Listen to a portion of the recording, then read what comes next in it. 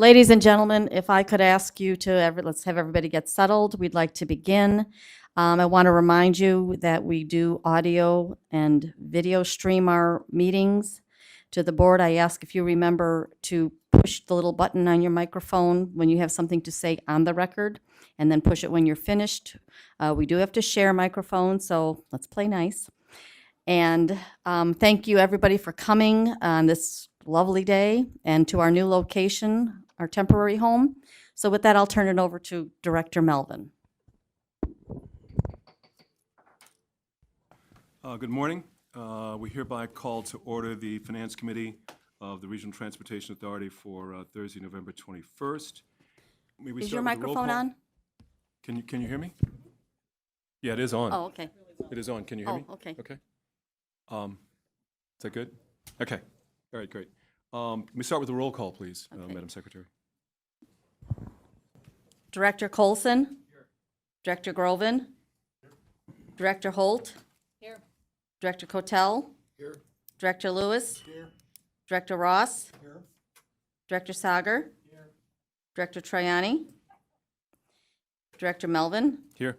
We have a quorum of 8 present with 1 absent. If the record would also show that Directors Andalcio, Carey, Frega, Fuentes, Higgins, Pang, and Chairman Dillard are all also present. Thank you very much. Before we begin, I wanted to note that in addition to the agenda items associated with our November board meeting, we're also simultaneously conducting our annual public hearings today.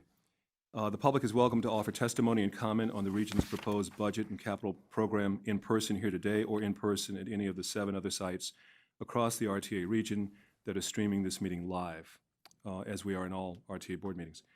The public can also offer comment online anytime prior to our December 19th board meeting by submitting an email to communications@rtachicago.org. Written comments may also be delivered to the RTA or submitted via U.S. mail addressed to RTA Budget Comments, 175 West Jackson Boulevard, Suite 1650, Chicago, Illinois, 60604. We will invite any members of the public to offer testimony and comments following the budget and capital presentations of each of the service boards and the RTA. That said, we're going to move on through our agenda. We'd like to go with approval of the minutes for the meeting held on October 17th, 2019. Are there any comments, any additions? May I have a motion, please, to so moved, Director Cotel, second by Director Groven.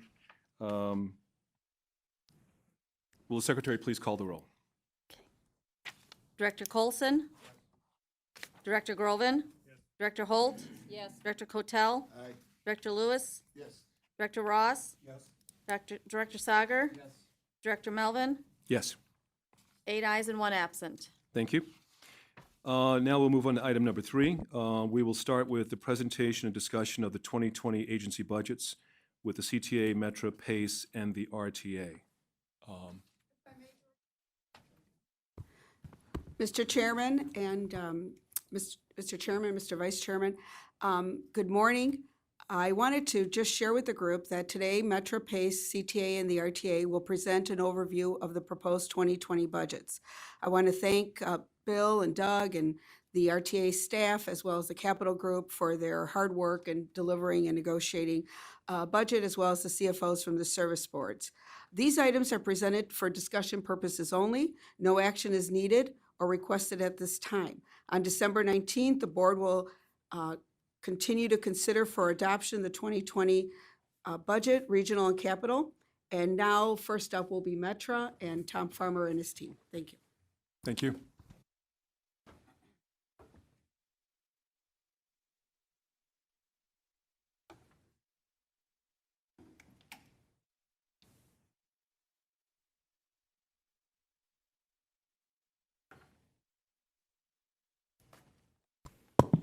Good morning, and thank you, Chairman and fellow directors of the Finance Committee.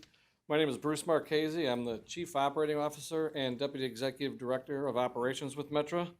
And I want to thank you for having me here today to talk about Metra's operating and capital plan. But first, unfortunately, Jim Dewinski, our CEO, could not be here today, so I'm filling in on his behalf. As you can imagine, this is an exciting year for Metro, and I'm equally excited to appear before you to outline our plans. For our operating budget, the good news is that we are not raising fares or cutting any service.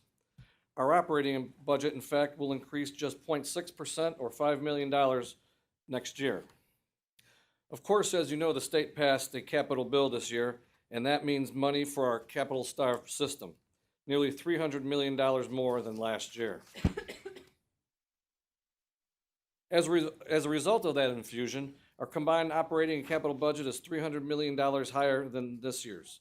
So you can see on the left side of the slide there, we had 186, we'll say 100, yeah, around roughly $186 million. Now we go up to almost $481 million with our capital infusion. Now the details for our operating budget. Metro is expecting general operating expenses to grow nearly $23 million. But we also expect to save approximately $7 million on fuel because our engines are using more fuel efficiency, and we have been locked in about 80% of our needs currently at a favorable price. Positive train control, as I always say, is the gift that keeps on giving, is expected to add about $7 million additional to our operating expenses next year. We've worked very, very hard to identify ways to offset the $23 million in increases. We've identified over $6 million in efficiencies through mobile ticketing, again, through the lower expenses of fuel, and also improvements in service contracts with our IT department. We expect also to save about $7 million by not filling vacancies.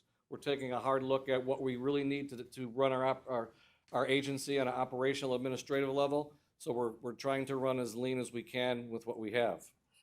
We also expect to save about $5 million reducing overtime and other miscellaneous expenses. That leaves us with a net increase of approximately $5 million. And here are the major categories for our operating budget. As you can see, the largest chunk will go towards operations and maintenance, of almost $645 million. And then we have administration, our diesel fuel, electricity, claims, insurance, coming to total expenses of $827.4 million. And here are the two major operating sources: system revenue, mostly fares, and sales taxes. The growth in sales tax covers our $5 million net increase in expenses, giving our total operating revenue to be $836.3 million. Now I'll move on to the capital budget. Here you can see highlighted in blue the new money we're expecting from the state. In 2020, we're expecting $205.2 million in state bond funding and $73.7 million in the new PAYGO funding. For the 5-year program, we're expecting more than $1.4 billion from the state. When you add the capital money from federal and local sources, Metro will have nearly $2.6 billion to spend on its capital needs over the next 5 years. An unprecedented amount, and we are very, very grateful and thankful for that opportunity to have that, looking forward to our future. And here are the major categories for that capital money. As you can see, the biggest chunk, approximately 46%, will go towards the purchase and rehabilitation of locomotives and rail cars. Other significant amounts will go to infrastructure such as bridges and also stations. PAYGO money we're slating for to do with locomotives, local rehabs, the project at 75th Street, which is our portion of it, which is the P2 project, and right-of-way equipment for maintenance of the infrastructure on our system. As for our rolling stock plans go, we just recently accepted proposals in response to our new car RFP, and we are now evaluating them, and we are in the blackout period. We'll be going through that process for the next several months. We've actually asked our manufacturers, what I can tell you is to propose alternate car designs what we have today. We plan to buy at least 200 with an option as many as up to 567 cars. These, as Chairman Diller knows, he always coins the phrase, these are the Eisenhower era cars that we're replacing. And the expected delivery is between 30 to 36 months after a notice to proceed. So we hope to have a notice to proceed sometime in the Q2 of next year is what we're shooting for.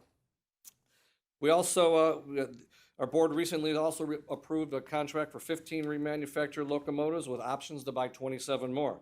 We do have a notice to proceed contract with that project right now. And the first one locomotive to receive on the property will be June of 2021. And we're supposed to buy 15 right now, but we have an option to go to 42. The 15th would be delivered in March of 23, and if we do the option to get us to 42 locomotives, then that will be June of 25. We also continue our locomotive rehab projects and our car rehab projects at our 47th and 49th Street facilities on the Rock Island. We've also, as you may recall, we've have a project to expand our 49th Street facility so we can increase training facilities, increase the output of our car rehab program. That facility will be ready in the third quarter of next year. And last but not least, I want to mention that we are going to start one of our projects going forward in the capital program is to start converting our DC traction motors on our locomotives to AC traction motors, which will provide us more reliability and efficiency for our locomotive fleet. Now, as for the bridges, tracks, and structures, we have 822 bridges out there in our system. More than half of those are over 100 years old, and we need to start doing some repairs and replacements to those old systems out there. And we are starting to work on designs for several of those bridges. Most notably, one that we have going on right now is the replacement of 11 bridges on our UP North line, and that's in construction. Going into design this year, we're going to hopefully issue a contract by the end of the year, if not very first quarter of 20, is to do what we call the South 11. So from the river north to almost Balmoral area will be the south remaining bridges. That'll start, hopefully the contract will be issued this year. If not, like I said, next year. Otherwise, we'll be starting that next year. And just some more notable bridge construction projects that are out there. One on there, I do want to point out, is Morgan Street on the Rock Island. It's an old timber bridge, believe it or not. We've only have a handful of timber bridges, and that's one of them, so that's slated to go. And the one that we're very happy about, too, is that we've received a $17.8 million Chrissy federal grant from, is the Milwaukee Avenue Bridge on the Milwaukee North Line. And I can't go on for any further without mentioning Metro's CREATE program. The 75th Street Corridor Improvement Project, as many of you know, had a big injection of funding just recently, which is going to help make that project happen one day. I like to call it the billion-dollar baby because it's literally $1 billion to do the entire project. But Metro's project is only a portion of all the projects that make up that endeavor. And a couple of the projects that we have to do, one is what they call it the EW2, and that's actually where the connection for the Rock Island and the Southwest connect down a little bit further south at 75th Street. But we have to raise a bridge in order to accommodate the freight's intermodal traffic. They want to start using higher types of intermodal equipment, so the bridge that we currently have right now needs to be raised up.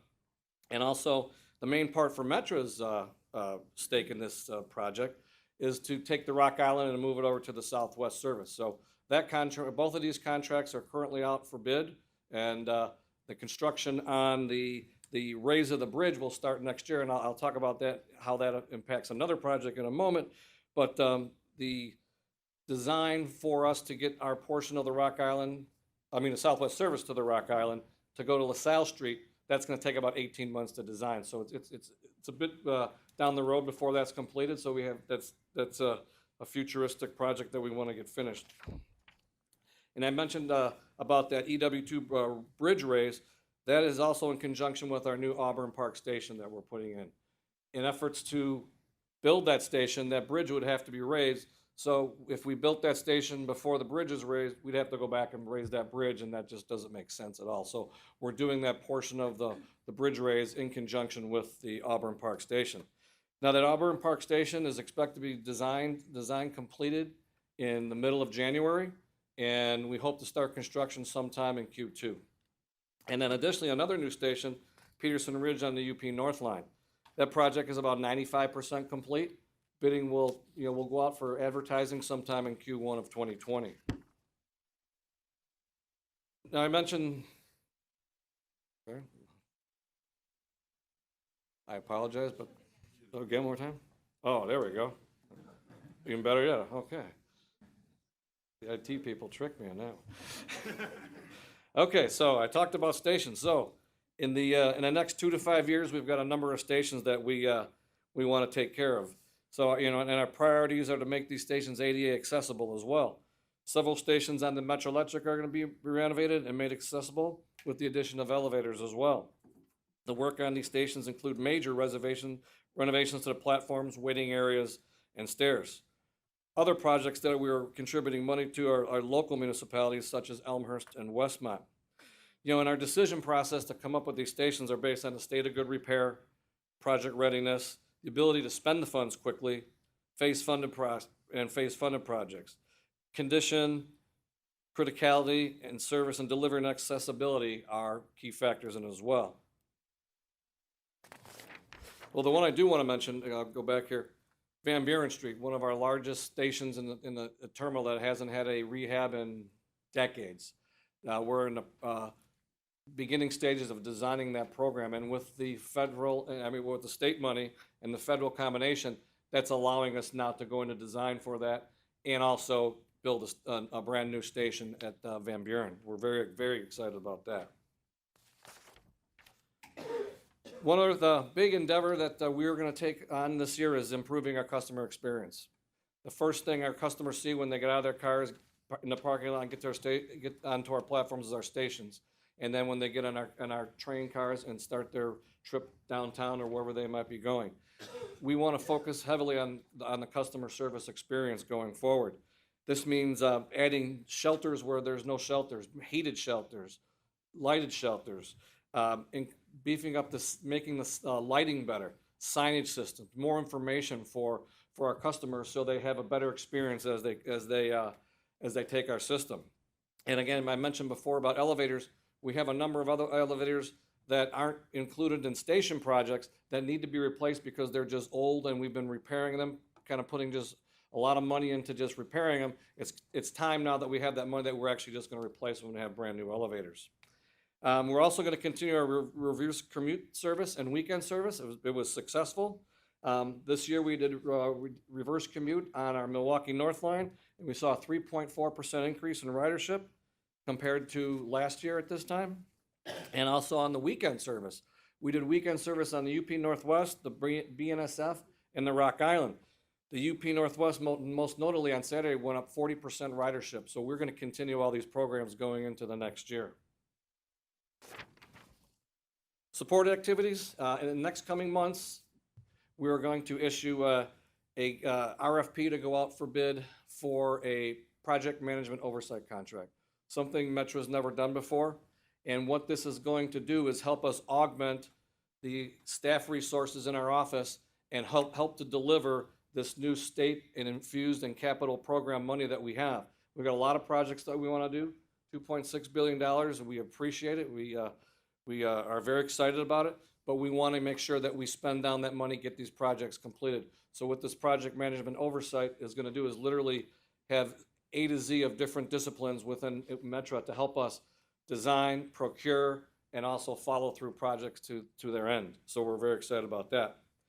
And we're also going to be looking for a consultant to help us finalize and complete our transit asset management plan. And then, as always, we always have different types of infrastructure engineering design plans, whether it's civil, structural, stations design, electrical, signal, and so forth. Now, as far as ICE-funded projects, we have a couple of ICE projects out there, train tracking and passenger counting systems. The train tracking and passenger counting systems are currently underway. We expect to have full implementation by the mid of 2022, and that's upgrading our onboard tracking and announcement system. We have a legacy system that we have been experiencing problems with in recent months, and we've come up with a fix, so we're getting that back running. But this new system is going to provide better real time, better information, more reliable, up-to-date standard, state-of-the-art technology, allow us to put video on trains, better Wi-Fi access. So there's a multitude of different features and functions that it's going to provide for us going forward in the future. And it keeps us competitive with our market. The The other ICE project is hybrid and alternative fuel vehicles. We're currently looking at battery-powered locomotives. We have a request for information, or RFI, that's on the street right now. We hope to have that back at sometime in December, but we also been working closely with the BNSF on the theory and application of a battery-powered locomotive. So it's about all I can tell you on that right now. More to come, but we are looking at different innovative ways to find alternative methods. And then we still have some big projects out there. Either they're unfunded or underfunded. As many of you have heard before, A2, as our chairman quotes, has been quoted by calling it the aorta of Metra, is literally a huge choke point for 7 of our lines. And we're looking at that. Service enhancements, we're always looking to do more service. The only thing we have to keep in mind too is we love to increase the service, we need more equipment, but most importantly, we need somewhere to store it and maintain it. Right now, we are just jam-packed throughout the area and our yards that we service and maintain and store equipment. So either more in the downtown area or at the outlying points need to be expanded. Otherwise, service, it's a challenge. One other project that we're very interested to is the O'Hare service. It's a direct,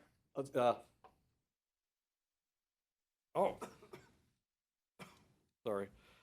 Let me just get them all up here. There we go. I wasn't paying attention to the slide. Sorry, my apologies. O'Hare, we're looking to get dedicated service to O'Hare. It's a straight shot from Union Station and our Ogilvy Station in conjunction with hopefully an A2 replacement project at the Fulton Market. I don't have a whole lot of details on that. We're just working on concepts on that.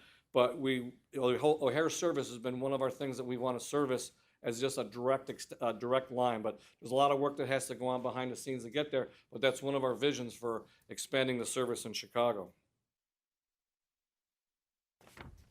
Positive train control. As I said, the gift that keeps on giving. We're doing very well with positive train control. Right now in service, we have the BNSF, the Rock Island, Southwest Service, and all the UP lines. In the first quarter of 2020, we'll have the Heritage Quarter and North Central Service and Revenue Service demonstration. And into quarter 2 of 2020, the Metro Electric will be in Revenue Service demonstration.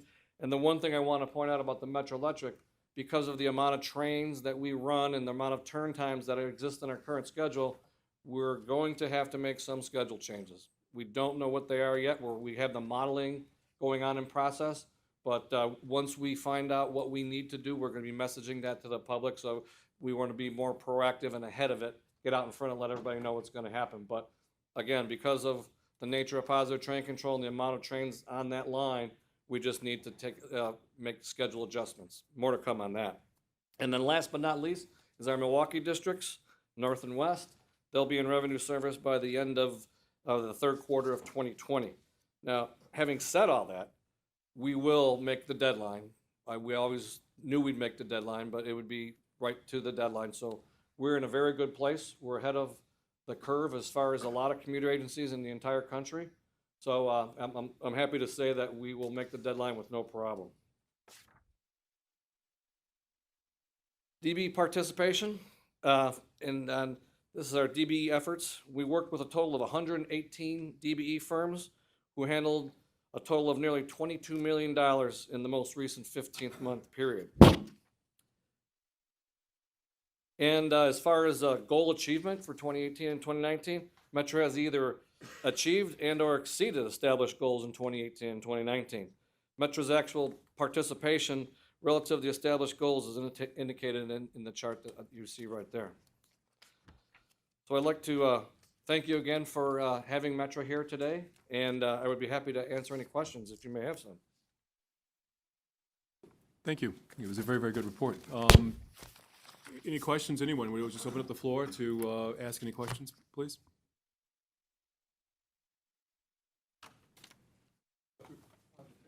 Yes.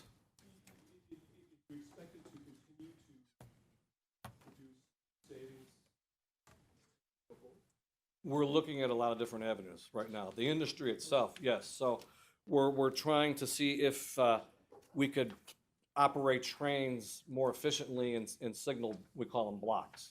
But that's something that's coming up in the next stage of positive train control. One thing the freights do right now that we're looking at doing is also energy management. It literally can take the health check of an engine or a consist and let you know things that are going on. So that helps with efficiencies in operation. Those are a couple of the big things right now. They're also looking at being tied into gate crossings for safety.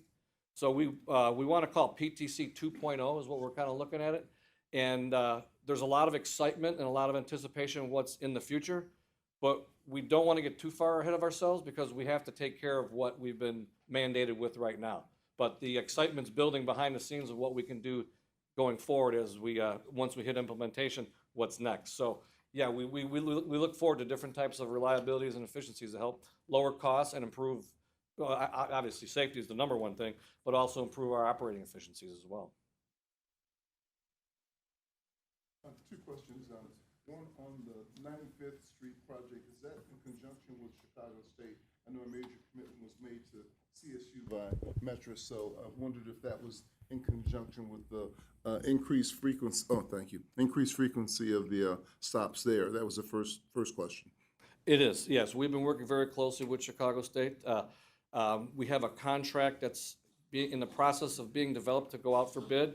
And once we actually issued a contract to a design consultant, we're going to bring designated team members in from Chicago State to sit down with us and lay out a blueprint of what we want to design for the future. Okay, terrific. And the second question is, I know you're talking about replacing locomotives. The Metro Electric, is that included in that calculus? Because locomotives are on the other lines, and the Metro Electric has, of course, the electric train. So Right. How does that all sort itself out? You know, Metro Electric, those cars are only about 7 or 8 years old, if that, right around there. That system is going to be good for decades. You know, the way we, you know, and the way I say decades, because we do such a good job of maintaining everything we have that we make things last. But the nature of the design of those electric cars are so reliable and efficient.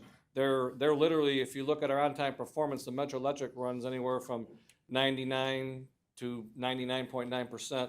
If you look at all 3 lines, the main and the 2 sub-branches. So it's very reliable. All the diesel locomotives on the other lines, those are the ones we're looking at making modifications and rehab, and also purchasing, well, remanufactured ones, not brand new ones. Thank you. I have some general questions for the service board, so I will wait till all present. Is that okay? Rather than we didn't specific. It's general in nature, so I would rather wait. Okay, that's fine. Director Carey? You mentioned, in terms of administrative costs, running lean and making some reductions, but yet there's, from the estimated end for this budget year to what you're projecting in 2020, there's about more than a 9% jump. I'm just curious, why is administration costs going up that much? I'm gonna turn that over to my chief of finance.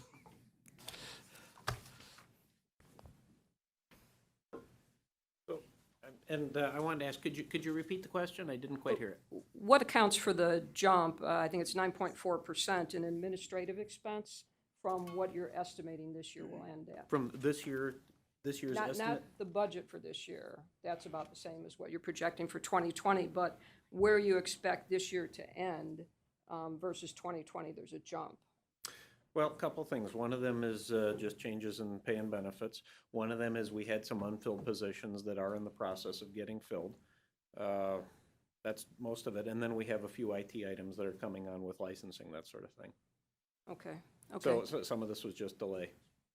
Okay, thank you. I have a follow-up question to that also. Could you talk to us a little bit about the status of any open contracts during the next fiscal year, labor contracts? Well, let's see. I want to make sure I answer this properly. So technically, the labor contracts never expire in the railroad industry. They're in perpetuity as part of the National Labor Law Act. But we have wage agreements, under which they expire over a period of time. And we are presently in negotiations with essentially all of our unions, all 14 of them. And I don't believe I'm really empowered to discuss what's being discussed in those negotiations, but we're moving Yeah, along. I'm not asking you to do that. But I don't anticipate any problems with it. But it'll take time. It always does. Okay, and I have a positive train control question also. I assume it's a combination of both electronics and mechanics, would that be right, to implement a system? And if so, the new locomotives that you're purchasing, are they already, or remanufactured ones, will they already come with whatever mechanics and electronics are necessary? Yes, all the onboard necessary equipment is coming with the new locomotives, yes. Okay. Director Groven, you had a question? Thank you. So regarding revenue, ridership obviously is an important assumption. And we're showing next year 0.9% reduction in ridership, where this year we're seeing 2.2%. What's the logic? How do we, Well, we're hoping by adding the additional reverse commute, and we're trying to get more reverse commute up into the Lake County area. In addition, with the weekend service that we added, we hope to get more ridership by that. And also, by increasing the customer station four, we're really going to promote the customer service experience to make sure that, I look at, from the operations end of it, when a person's on our system, I don't want them to be thinking about how safe it is or where that's my job, right? I want them to have the best experience. So by putting more amenities out there like shelters, better signage, better lighting, and signage, I mean just by informational signage, as far as like train information, but we're also going to be replacing all of our platform signage as well. So it's more clearly identified, more modern, up to date. Most of our signage out there today is legacy stuff that has lasted for decades, but it's now we have the opportunity with all this extra capital infusion to upgrade it, refresh it, and give it a more modern and just a better experience for, I guess that's the best way I can put it, it's just a better experience for our customer. So we're hoping all that there is going to help our increase that number. Director Sager?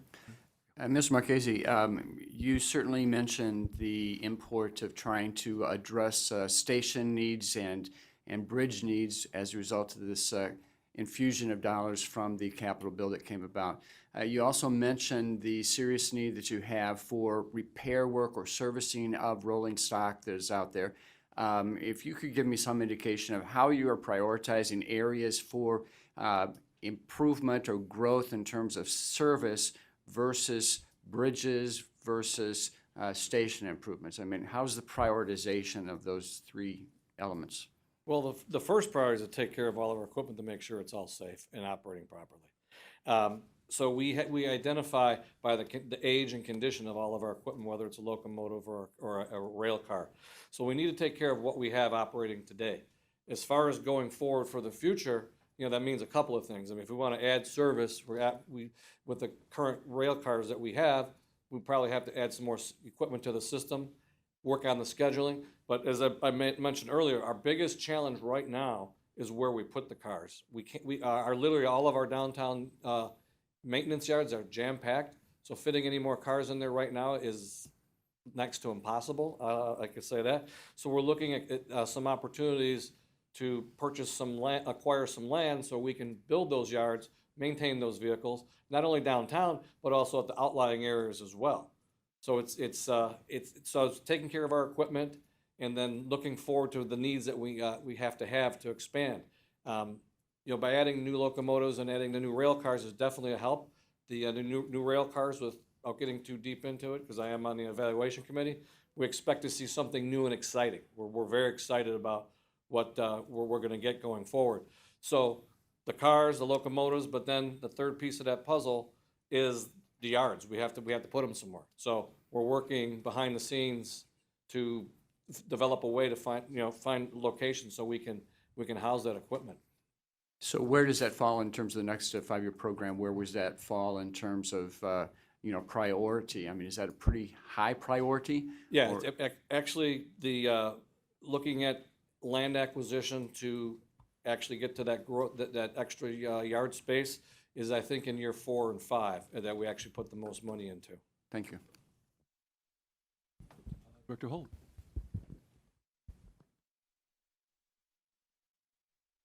Thank you. Bruce, I've got two questions for you. First one is around some of the assumptions on sales tax growth and restoration of the PTF. Of course, the sales tax growth assumptions are, assume that we continue to have strong regional growth in that area, but also the assumption about the restoration of the PTF cut. So let's presume for a moment that neither of those comes to bear in the way that's projected. What are Metro's contingency plans to address that cut in revenue? And if I may, I'm going to Yep. allow our Chief Oh, Financial Officer. So, I do, we so the sales tax assumptions were not made in isolation. The three service boards and the RTA, we get together and we bring in some experts from the Federal Reserve and various places. So we feel pretty good about those, but let's just go there and say that the sales tax increase does not happen. At that point, we would have to look at either increasing revenue somehow or reducing expenses. I would probably present a list of options to our board and let them decide, and I would not care to predict what they would choose, but that would be how we'd go at it. Right, but I guess I'm looking for, of course, you're either going to increase revenues or you're going to cut expenses. And I guess I'm looking for a little bit more information on your all's thought process, because I'm going to ask CTA the same question about how you all are going to think through this and how you're going to address it. Because, of course, it is unlikely that the PTF cut is going to be restored. It hasn't been yet. I mean, we can all be hopeful. We think it's critical that it is. But there's some realities about both potentially sales tax as well as PTF cut. So in terms of PTF for the CTA, that's actually a fairly big issue because that's about $14 million, something like that. For Metro, it's a little bit over $1 million. And we took a little bit of the sales tax in forecast that was increased and took it down with the anticipation that either the sales tax wouldn't quite come home or that the PTF wouldn't be restored. So we actually provided for that in the estimates. So, Bruce, my other question for you, could you talk a little bit about the status of the fare pilots that Metro has considered and thought about and where you all stand on those? Because I know that they were designed, many of them, both to address this issue that you've raised about increasing ridership on Metro. You're referring to the fare consolidation? Well, the and, fare consolidation and then also the other fare pilots that had at least been proposed and were under discussion. Okay. I want to bring Lynette up here. I figured you were going to turn to Lynette. Yeah. Use that one. Good morning, everyone. Lynette Civarella, Senior Division Director at Metro Strategic Capital Planning. So the fare pilots, a year and a half ago, we had done a fare structure study. Coming out of that study, there were a number of different recommendations, three of which the board gave us the ability to go ahead and implement. The first one was capping our outer zones. So as you got 40 miles and beyond the city, most of the other commuter rail properties across the country stopped their zonal system at that point. We did go ahead and do that. That was implemented last July. We've been tracking those numbers, and what we had seen is that we were seeing a pretty steep slope down, 7% down between 15 and 16, another 7% down between 16 and 17. As we implemented that this year, we saw only a 1% decline. So while the slope is still going down, it has stopped, and we believe that if we continue that pilot further, the board has given us the approval to continue that pilot further, that you might see the uptick go the other way. So we believe that that's moving forward. There was a second pilot that we put into place primarily within the city of Chicago at a number of stations that if you look at our fare zone system, the way it works is it's distance from downtown. So as the lines come down, if there's a little kink in the line, you can get a couple extra miles on a particular line. Two stations might be pretty proximate to each other, but because of how it comes out of downtown, one station might be in one fare zone higher than the other one. So we went ahead and looked at that, and there were a handful of stations that were extremely low ridership. And when I say extremely low ridership, they were stations that were serving less than 50 people or so a day. We made the determination to shift some of those into a closer zone, in essence, lowering the fare for those handful of stations. We put that into place, and because there are so few people traveling at those stations, it's difficult to make an assessment. We clearly didn't see hundreds of new people attending those stations, but we are seeing moderate numbers that we had seen before. So no real up, no real down in that particular situation, but the board has decided to move that one forward as well. The third pilot that we are going to implement when the new mobile app comes up is to implement a round trip plus ticket, is what it's called. Ultimately, if you want to travel between lines on our system, if you have a monthly pass, you're able to do that. So you're able to come into, say somebody is in Hyde Park and wants to go to Evanston. They can come into downtown on their monthly ticket. The monthly ticket, then you can get off downtown, go over to the other station, and you can ride on that same monthly ticket. If you have a 10 rider or one way, you don't really have that ability to do that. So the round trip ticket, what that will do is afford people, if they want to purchase a one-way ticket, you purchase it for the furthest zone that you would be traveling, wherever you're going to transfer to and from. That ticket then will be available for the entire day at that particular price, and you'd be able to go between zones. So it's a way of kind of giving that transferability through our entire system for a fare product that we don't have today. So when the new mobile app rolls out, hopefully next year, you will see that as a fare product in there. It will only be a mobile fare product. Those are the ones we're looking at. Those are the ones that the board had given us the approval to move forward with. We are, as Bruce already mentioned, looked at weekend service last year in terms of the span of service and where we could fill in some of the gaps and provide some additional service. Those were extremely successful. We worked with Lake County Partners on the reverse commute service in terms of getting people up to the Milwaukee District North line into that area. What's interesting about the reverse commute pilot in terms of ridership increases is not only have we seen an increase on the Milwaukee District North line, we were concerned that we didn't want to take people off of the Union Pacific North line, which also goes there.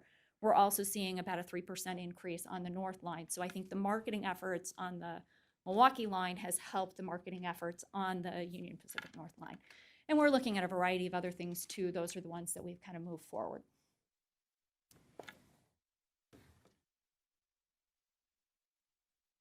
Director Intalcio. Yes, Mr. Chairman, I think I'd ask these questions, and I will ask the other service boards as well. I think it's important to hear from the particular service board. My question is, what's the plan to break down unbundled contracts, especially from state dollars, to allow smaller firms, MBEs, DBEs, WBEs, to bid as a prime on contracts?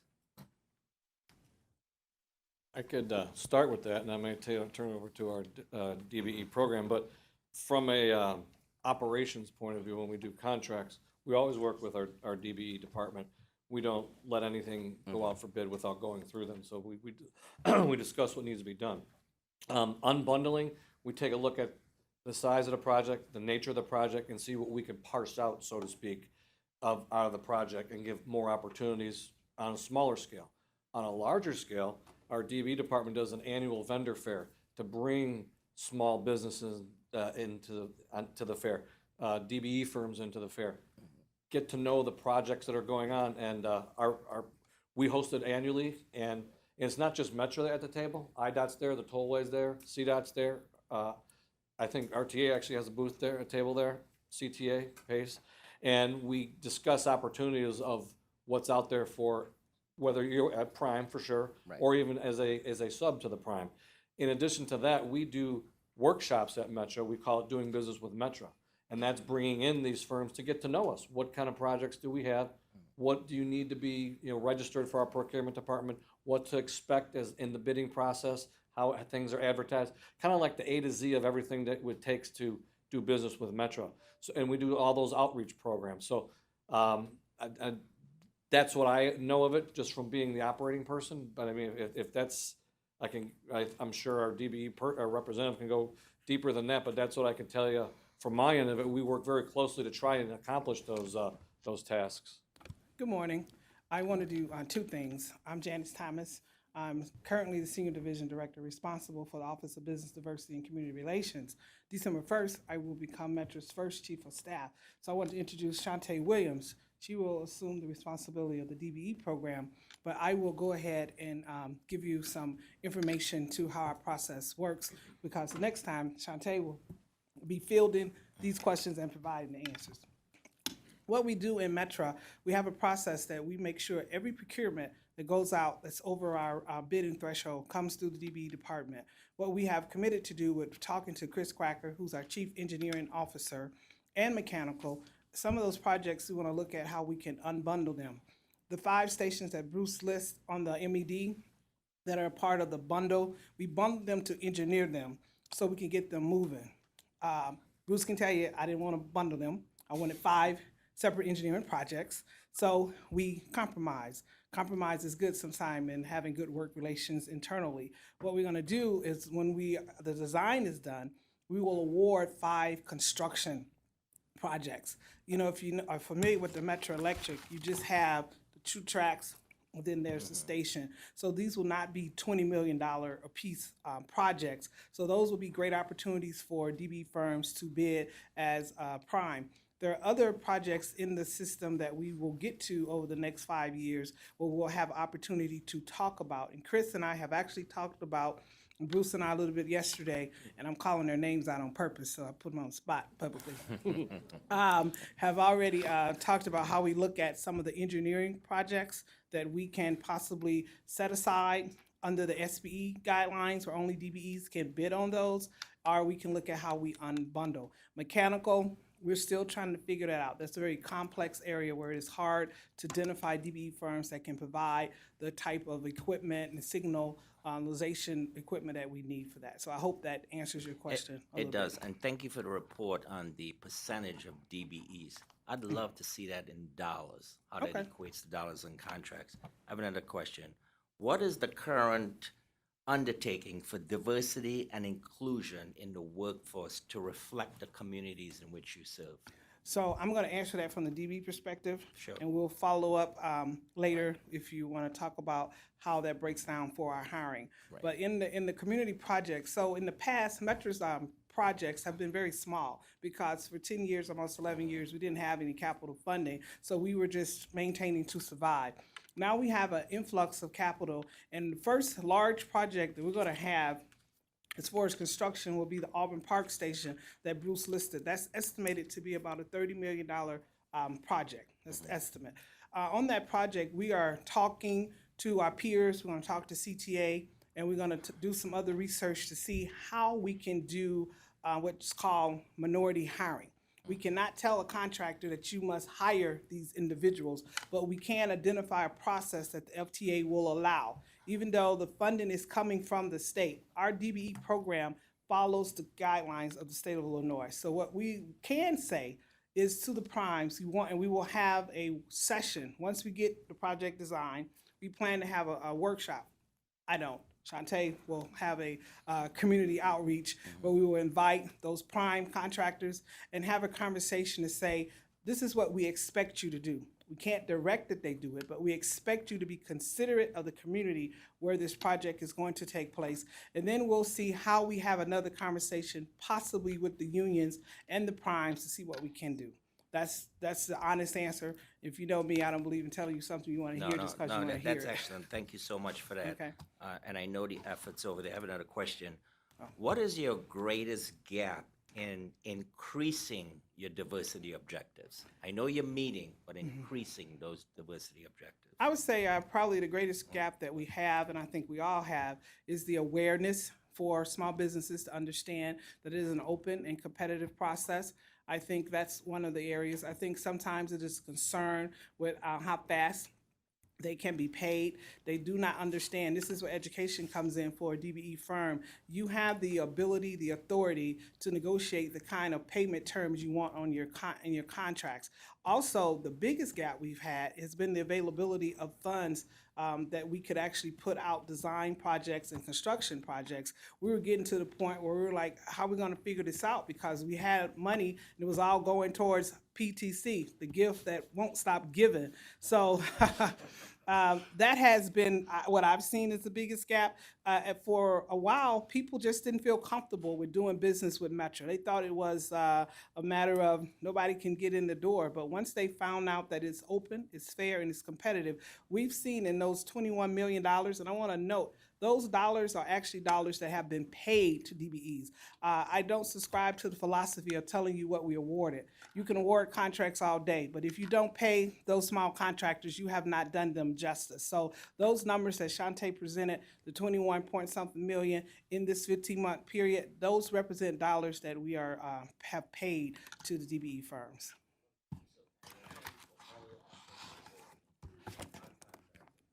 Okay, thank you. Thank you. That was good. Any other questions? Anybody? I've got a few final questions. I noticed that you are hiring a project management consultant. Was that talk to us just very, very briefly about the Sure. conversation. You decided to Sure. outsource rather than insource or whatever. Well, it's going to be it's going to help our current staff that we have right now. We have a good staff, a good resource deck, but we want to make sure that we are in a good spot to spend down this money in 5 years. There's a lot of money to spend. We're very grateful for it, but there's a lot of work to be done. So we want to make sure that we go through the whole process of designing, procuring it, implementing it, closing out with some additional help. I know the CTA has been doing it for quite a long time. A lot of agencies do it. We've never done it. We've kind of done it our own in-house, but we felt this was the right time with that right amount of money and that 5-year amount of time that we need to really have the horsepower behind us. So that's the reason for it. We just felt it was a good thing. And in addition to that, going forward, our current staff may learn how to do things more efficiently, more effectively by bringing in professional consultant firms that actually do project management oversight. We also can learn at the same time, so they'll be working side by side with our staff. So going forward, whether we elect to do another contract when this one eventually expires or not, our current team is going to learn from these folks being on the property, and that's a good takeaway from that. Yeah, it makes a lot of sense, and we applaud the effort. Can you give us any other daylight on the O'Hare project? Well, I know Jim Dewinski's talked with several legislators, I think even Mayor Lightfoot. Our goal is to provide, we have a service to O'Hare transfer right now, but it's just on our local schedule, which isn't, it's not dedicated, right? We want to actually provide a more premium, again, dedicated service to O'Hare, and it would be maybe 30-minute service, as quick as we can get out there. There's a lot of infrastructure to build. I mean, this is a very visionary growth project that we look at. A lot of things ahead of us, but the goal would be, and I'll back up, I mentioned A2, our aorta. We're looking at a concept of building that, reducing that congestion back further towards the city, east of where it's located right now, and build a new transportation center, Fulton Market area. What that would mean is now you'd have access to the UP and the Milwaukee lines right there. Even having said that, this way, if the O'Hare project does come to light, now you can take either from Ogilvy or you can get from Union Station. You have to transfer at that Fulton Market, and then it'll be a dedicated track to O'Hare. There will be no other traffic but that service to O'Hare. Now, there's a lot of obstacles. We'd have to deal with some freight railroads that we're working with constantly to figure out how, it's a lot of their property that we'd have to be on, the Canadian National and Canadian Pacific. So there's a lot of negotiations that we're currently having with the Canadian National and Canadian Pacific to get that part of it done.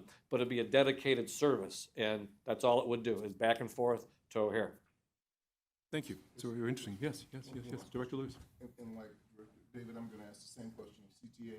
There's a project with South Cook County relative to transportation to get people from South Cook County to jobs that are up by O'Hare, et cetera, et cetera. Could you just give us an update on the status of that program, that project, so that we can be enlightened? And I will ask CTA the same question. Okay, sure. So what I can tell you, what I know so far, is that we are very engaged. We are very committed. We're working closely with Cook County. We're at the table. We actually are reviewing an MOU as we speak. I don't know the status of that. Janice has been heavily involved in that, but Metro is definitely committed to that program for sure. So we're just trying to work through the Ts and Cs, I guess, for lack of better terms, of the MOU to get it all in place. But we are very, very behind it for sure. To what Bruce has said. So yes, Metro, PACE, and I believe CTA also received the same MOU. So the MOU just really is going to express our commitment that we're at the table working with the county on the pilot program for the Cook County Mobility. After we have gotten through the MOU, the next thing we will just start to discuss will be an IGA, intergovernment agreement. And each agency's IGA will look different because of the needs and demands and operation of the system. So for Metra, we feel that it's a good thing. We're at the table, but we're trying to figure it out. And what we have, I think, came to a consensus, and I'm looking at Lynette here to make sure I'm saying this right. The easiest thing for us to do in a phase process would be looking at implementing a reduced fare on our system for those stations on the MED and the Rock Island that are covered under this study. But we are not yet there, but we're moving towards something soon. Thank you. Okay. Thank you. And my last question is about debt issuance. Your philosophy on this at the current time, please. Well, at the present time, we have a capital program that's well-funded for the first time in a long time, and so we don't see any need to issue any debt at this time. One of the things that we are looking at, however, is if we choose to get into some fairly ambitious projects, we would like to see if perhaps what's being referred to as the pay-go money could be something that could have that cash stream dedicated towards debt service. That would be a very convenient way for us to embark upon a big project if it so presents itself. We have not yet received any information confirming or suggesting that it will not be available, so I don't know the answer to that. But that would be the avenue we would take. So the idea would be that the pay-go money would be used to guarantee the debt payments that need to be made on some issuance. Perhaps. Is that correct? You know, if such a project comes up, yes. Well, yeah, the pay-go money would be used for that. Very good, thank you. Any other questions, anyone?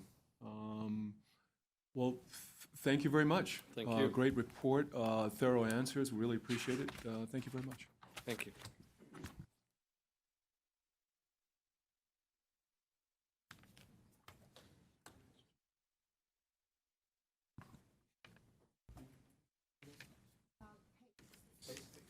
Pace, welcome, Pace. If I could just remind the board, the microphones are wireless, so you can move them around to share them without worrying about anything getting disconnected. Good morning. Thank you, Mr. Chairman and members of the board. My name is Dominic Como. I'm the Chief Financial Officer with PACE. I'll provide a brief overview of our budget and then turn it over to our budget manager, Ronaldo Dixon, to run through our budget in more detail. As you know, PACE segregates its financial activities into two separate enterprise funds. We have a Suburban Services Fund and a Regional ADA Fund.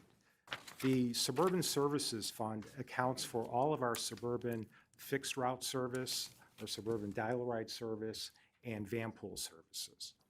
Our Regional ADA Fund accounts for all of the financial activities of our ADA program, and that would include services provided here in the city of Chicago and throughout the six-county region. The 2020 budgets for both of these funds, for Suburban Services and Regional ADA, have both been balanced to the funding marks established by the RTA. There are no fare increases proposed for 2020 for either fund, so no fare increase for Regional ADA nor for Suburban Services.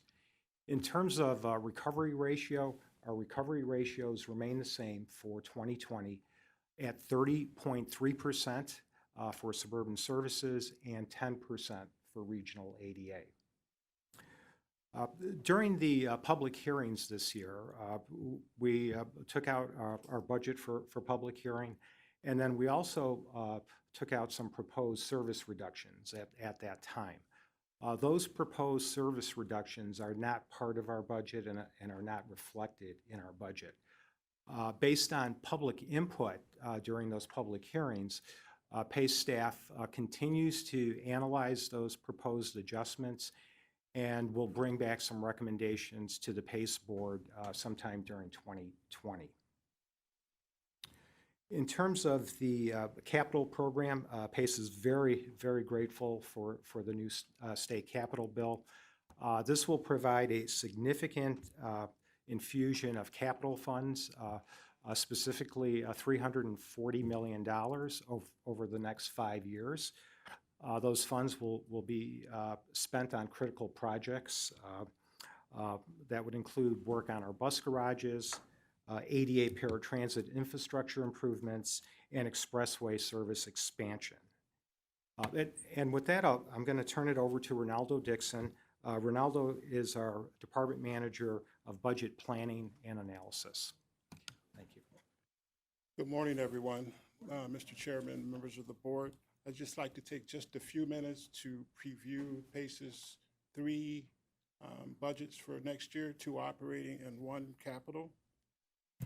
Our suburban service budget, for suburban service, we expect in operating revenue to be $3.2 million short of budget for the year. Farebox revenue is expected to finish $1.7 million under budget due to underperforming ridership. Ridership is expected to finish 2019 6.2% under budget and 5% below 2018, which reflects the inclement weather this past winter, but is also part of a continuing trend of declining ridership. Other revenue is expected to finish the year $1.5 million short of estimates. The big part of that is the reduction in half-fare reimbursement. Excuse me. Our grant study reimbursement, which is also part of our other revenue, is expected to finish $734,000 below budget. That's primarily due to some projects that we had planned for 2019 that won't got started late. So the reimbursement we have some grants coming in for those projects. So the grant money for that money, those projects won't come in 2019, but we'll see that coming in 2020. We expect to finish operating expenses to be $2.7 million favorable to budget for the year. We expect to see $1.2 million savings in fuel. Our estimated cost for diesel fuel is $2.02 compared to a budget of $2.30 a gallon. Currently, through the end of last week, we were running about $1.94 a gallon for diesel fuel. I make the distinction because we also have CNG and gasoline, but a major part of our fuel budget is the diesel. We also have $2.1 million in administrative savings, mostly associated with those same consulting and projects that I mentioned earlier that got a late start. Also, our budget included some debt service for the purchase of land for our Northwest Division garage, which we did not issue the bonds for that. So we're going to see the savings for the debt service as well. For public funding, we're using the estimates that, as Tom mentioned earlier, we all met together and agreed to the numbers for funding for the next 2 years. So our public funding estimates are based on those negotiations that we had with the RTA and the other service boards. It also included some ICE funding. We were using ICE funding to help pave the way for our Pulse Milwaukee line that went in August. Initially, we planned for that service to start in March. So with the late start, we won't be using as much as that money as we initially thought we would, so that contributes to our shortfall in public funding. We also have some additional grant money coming in, some 5310 money that we didn't anticipate that's going to help offset those shortfalls. The savings in operating expenses will not be enough to offset the shortfalls in operating and public funding. PACE expects to finish 2019 with a $1.4 million operating shortfall, which we will take from our fund balance. For 2020, we expect operating revenue to increase about $1 million. The growth is primarily due to the other revenue from those grants that we did not receive in 2019. We'll receive that money in 2020. Actually, we're expecting our fare box revenue to decline about $464 million, 464,000, I'm sorry, to reflect the continued decline. That's more than way too much. That's a big difference. To reflect the decline in our ridership. Based on our revenue projections, we've held our expense growth for 2020 to 2.8%. We will see some, even with that, we'll see some minor service adjustments, improvements. These have been approved by our board prior to now, so we're just following through on some commitments that we already had on improving some service on the I-55. We'll see the full year cost of the Pulse Milwaukee line. Instead of it being for the 5 months, we should see a full 12 months worth of service on that. And there's also some service enhancements in North Cook County, primarily for the North Shore restructuring. And there's also some minor service improvements that we're doing in South Cook County as well. Our public funding is balanced to the marks provided by the RTA on September 12th. So just a brief overview. Our 2020 budget is balanced to the RTA marks. Our expenses are expected to grow by 2.8%. Ridership is expected to decline by 1.7%. Our recovery ratio remains steady at 30.3%. No fare increase for 2020. Major service improvements for the restructured service in North Shore. Some enhanced service in South Cook County. And it seems like we can't put enough service on I-55, though we are restricted by the amount of vehicles and space that we have to house those vehicles to provide that additional service. Just a quick recap of our 2020 ADA program. ADA revenue is expected to end the year 2019, $220,000 favorable to budget. Fare box revenue is actually going to be under budget by $300,000, in line with the the decline that we've seen in ADA ridership this year. That we expect to be finished the year 2.5% under budget. However, total revenue will finish favorable to budget. We continue to receive Medicaid reimbursements. We have not participated in the program for 2 or 3 years, but every once in a while we get a Christmas present in July. So we got some money this year. We don't expect to get any more money of that next year. So that is the reason why we are over budget on ADA revenue for 2019. Our public funding requirements for ADA, let me back up a little bit. Our expenses expected to finish $5.5 million below budget for 19. And this is primarily due to savings that we have in our purchase transportation expense.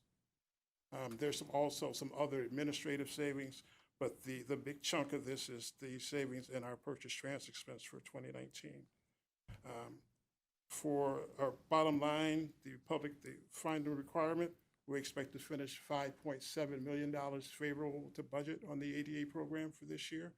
And that money will be placed in the ADA paratransit program for future use.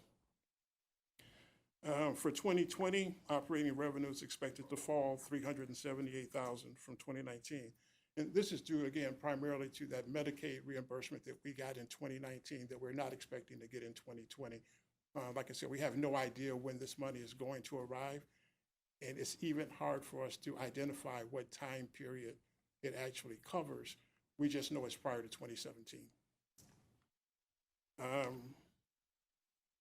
While fare box revenue is expected to grow slightly, we're expecting to see an increase in our TAP program, our taxi access program. We made some enhancements in that over the past year or so. We've seen the participation in that program skyrocket. It's, if you see any growth in our ADA, city ADA program, it's primarily due to the TAP improvements, TAP ridership improvements. Our overall ridership and our primary vendor service is actually declining in 2019, also in 2020. Operating expenses are expected to grow 7.45% from 2019 and 2020. Our 4 vendor contracts are up for renewal. They will be renewed in April of next year. These contracts are about 6 years old, and we're a little nervous about what we're going to see as far as price increases go.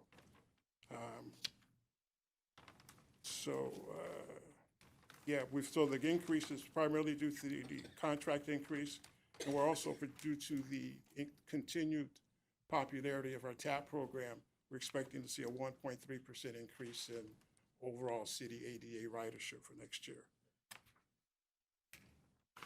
Public funding is balanced to the RTA marks. As I mentioned earlier, we're a little nervous about what the price increases are going to be for 2020. We may need to come back to the RTA board and request part of that $5.7 million that we're going to give you this year. We may need part of that back next year to cover the shortfall for 2020. This next slide is moving to our capital program. Rebuild Illinois provided PACE with historic levels of capital investment, $340 million over the next 5 years with funding from the pay-as-you-go or Transportation Renewal Fund of $11.4 million going forward. This funding will allow PACE to move forward on replacing 2 garages and improving or expanding 3 existing garages, improving the Harvey Transportation Center and the Joliet Multimodal Center. We're working with CTA now to replace our fare box system. And we're also will be working with the tollway plans to build a flex lane on 294 between 95th and Balmoral. We're also working with the tollway to do some service improvements, so do a improved service on 294 similar to what we have on I-90. We have service now that runs on 294 from the south side to the north suburbs, but this is an opportunity for us to expand that service. The timing of this funding couldn't be better as PACE has completed its new strategic service plan, strategic vision plan, driving innovation, and will help guide PACE on these projects and point the agency toward a successful, sustainable future. The projects that are listed in this slide are primarily the projects or our capital priority. The garage improvements are needed to, 2 of the garages have been deemed obsolete, the one in Des Plaines and the one in Joliet. They're landlocked, there's no room for expansion, and these are the areas where we need to expand our service. So these are 2 of the top projects that we have on our list. We're actually in the design phase for Wheeling, and we'll be working on the I-55 location soon.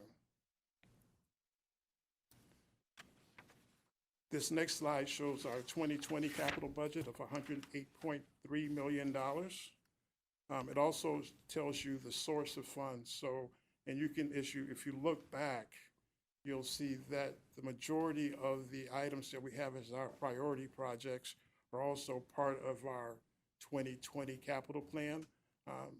One of the few exceptions to that will be the I-294 flex lane service, which we need to delay until those changes have actually been made on 294.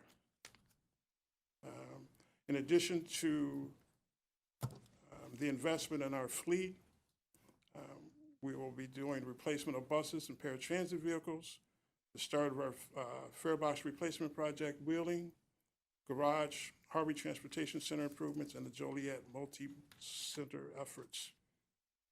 For the first time, PACE has dedicated money for its ADA capital program. We've got $20 million as part of the Rebuild Illinois. We will be using that to improve the passenger experience on our ADA services, making some software improvements to Trapeze. We'll be doing some things with trip checks that will improve the rider's ability to schedule and unscheduled trips. They won't necessarily need to do it on a computer. They can do it on their phone. They'll have some mapping capabilities. We're going to improve the interactive voice response system. If passenger riders don't have smartphones, they'll still be able to use the interactive voice system to schedule and cancel their trips. We're also going to implement a program where paratransit riders can pay their fares with the Venture Card. And last but not least, we'll be looking at some locations where we can build some transfer location centers so we can improve the ridership on long-distance trips between the city and the suburbs. With that, that concludes my presentation. I have any questions? Oh, thank you very much. It's a lot of information. So we're open to questions, please. Anyone have any questions of Ronaldo? Yeah, Mr. Chairman. Medicaid. So are you still applying for Medicaid match in ADA paratransit, or what's going on with Medicaid and ADA? We have not applied for Medicaid reimbursement for 3 years. We are no longer participating in the program. Are you not eligible, or why are you not? There were some applying? changes in the Medicaid program that were instituted a couple of years ago. And at that point, we decided not to participate any longer. It affected our vendors as well as it did PACE. And there was a decision made that the vendors didn't want to get involved in that, so we opted out of the program. And then one other question, Mr. Chairman. The Milwaukee Avenue Pulse project, how many, and I was there for the tremendous opening of the first in Niles, the first bus that's running up and down. But how many riders do you think that the Pulse is going to add up and down the northwest side there? Don't have that exact number in front of me. Right now, we're looking at a small incremental increase in weekday ridership. We're looking at 7 to 8% increases on Saturday and Sundays. That is an amazing improvement, and in terms of time savings, especially from the L up to places like Gulf Mill, it is really an incredible operation. And those buses, they're purple in color, are really, really cool. They're like a rocket ship. They're really nice. It's good. That's a great, when you're talking about trying to increase ridership and being innovative, that is very innovative. And the mayors, not only the mayor of Chicago, but the mayor of Rosemont, Mayor Niles was there at the kickoff. Local mayors really, really appreciate that project, let alone our riders. We're in the process. We're in the design phase of our Dempster Pulse line. We hope to have that online within the next year or so. Dr. Lewis, yeah. I have 2 questions. The first is oh, thank you. I think previously there had been discussion about a scrutiny of the routes that PACE was undertaking. They were going to look at the routes to look at ridership and, in fact, either consolidate or shut down some routes if there wasn't sufficient ridership, which would impact capital purchases and capital needs. What was the status of that program? The list of routes that we looked at as part of the budget process this year, again, as Dominic mentioned, they are not, the discontinuance of those routes is not part of the budget. They would have no impact on our capital budget at all. In fact, those changes were in areas that are not part of our growth areas, and we would be looking to do some other things. So in fact, those changes were identified and they were enacted, is what you're suggesting? No, those changes were not enacted. They were not acted on by our board. If at some point in the future there's a decision to do that, we will have to go back to our board and get approval to do that. Well, given the fact that, ridership is down, it seems like that would be prudent. I'm just curious as to why there wasn't steps taken in that direction. It is, and ridership is down. The board made a decision at this point not to reduce, not to cut the routes, and we have to abide by that decision. Okay. My second and final question relates to the one I said I was going to ask all the agencies as it relates to South Cook County. What is PACE's position with respect to the South Cook County initiative to try and enhance mobility and transportation to get people from South Cook County up to the jobs which are around O'Hare and other areas. Is there any integration with PACE on that program? I'm not sure about that. We do have service now that runs from the South Cook County to Rosemont and Schaumburg. And we also have some service that runs from South Cook County into the Oak Brook area. We're only looking to improve that service. We'll also be working with Metro and CTA and RTA and to do whatever we can to make that happen. Thank you. Yeah, Director Indacio. And perhaps the answer to my question is related to the question Chairman Dillard asked, but your ridership declined 5.7% this year, but you only project 1.7% for 2020, and then it remains flat in 21 and 22. Yes. Is that because of the new initiatives, or what do It's you base it partially on? because of the new initiatives. It's also partly because we expect some of our programs to level off. We've seen a decline in our van pool program the past couple of years, and we're expecting that at some point that we need that to level off. And also our base ridership is expected to decline about 2.8%, but with the new initiatives that we expect to see some improved ridership. Also, we expect to see continuing improvement in the ridership on the I-55 and our flex lane service on I-90, and we're hoping that will offset some of our ridership losses. Okay, thank you. Director Indacio. Thank you, Mr. Chairman. In your Capital 2020-24 ADA capital program for intended contracts to award, do you have goals for veterans and persons of disability? I can't speak to that directly. I can tell you that all of our contracts are reviewed, all of our proposals are reviewed by our DBE department before they are released. And I'm sure he will take a good look at that as we go forward. Thank you. I have a follow-up question. Are you considering target market for contracts? No. Okay. Do you currently have a mentor protege program? Mentor protege program? Yeah. I'm not sure. about Larger that. firms mentoring smaller firms. We do have an outreach program for our DBE program, Right. our DBE office manages. I'm not sure if they have a mentoring program as part of that. Okay, now I have another question. What is your current undertaking for diversity and inclusion in your workforce in the communities in which you serve? Currently, we reach out. We have, excuse me, I need to find my notes. We have outreach on all of the platforms for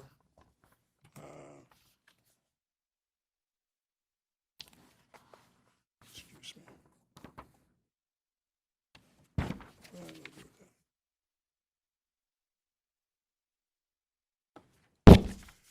We have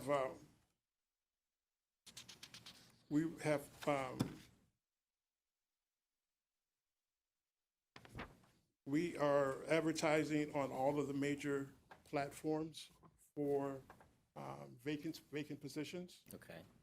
LinkedIn and the others, and we'll be working with that to try to. Okay, and my last question, so contracts, I understand the total volume and dollars you have to spend as opposed to other agencies, but are you making any efforts to unbundle contracts, especially from your state dollars, to allow smaller firms, the MBEs, the DBEs, the WBs, to bid as prime contractors? As part of our DBE effort, and like I mentioned, our board has set up an infrastructure committee, and they will be making decisions on how those projects are bid going forward. We're still in the early process of developing that. I have staff member here that may be able to. Chris, can you help out on that one?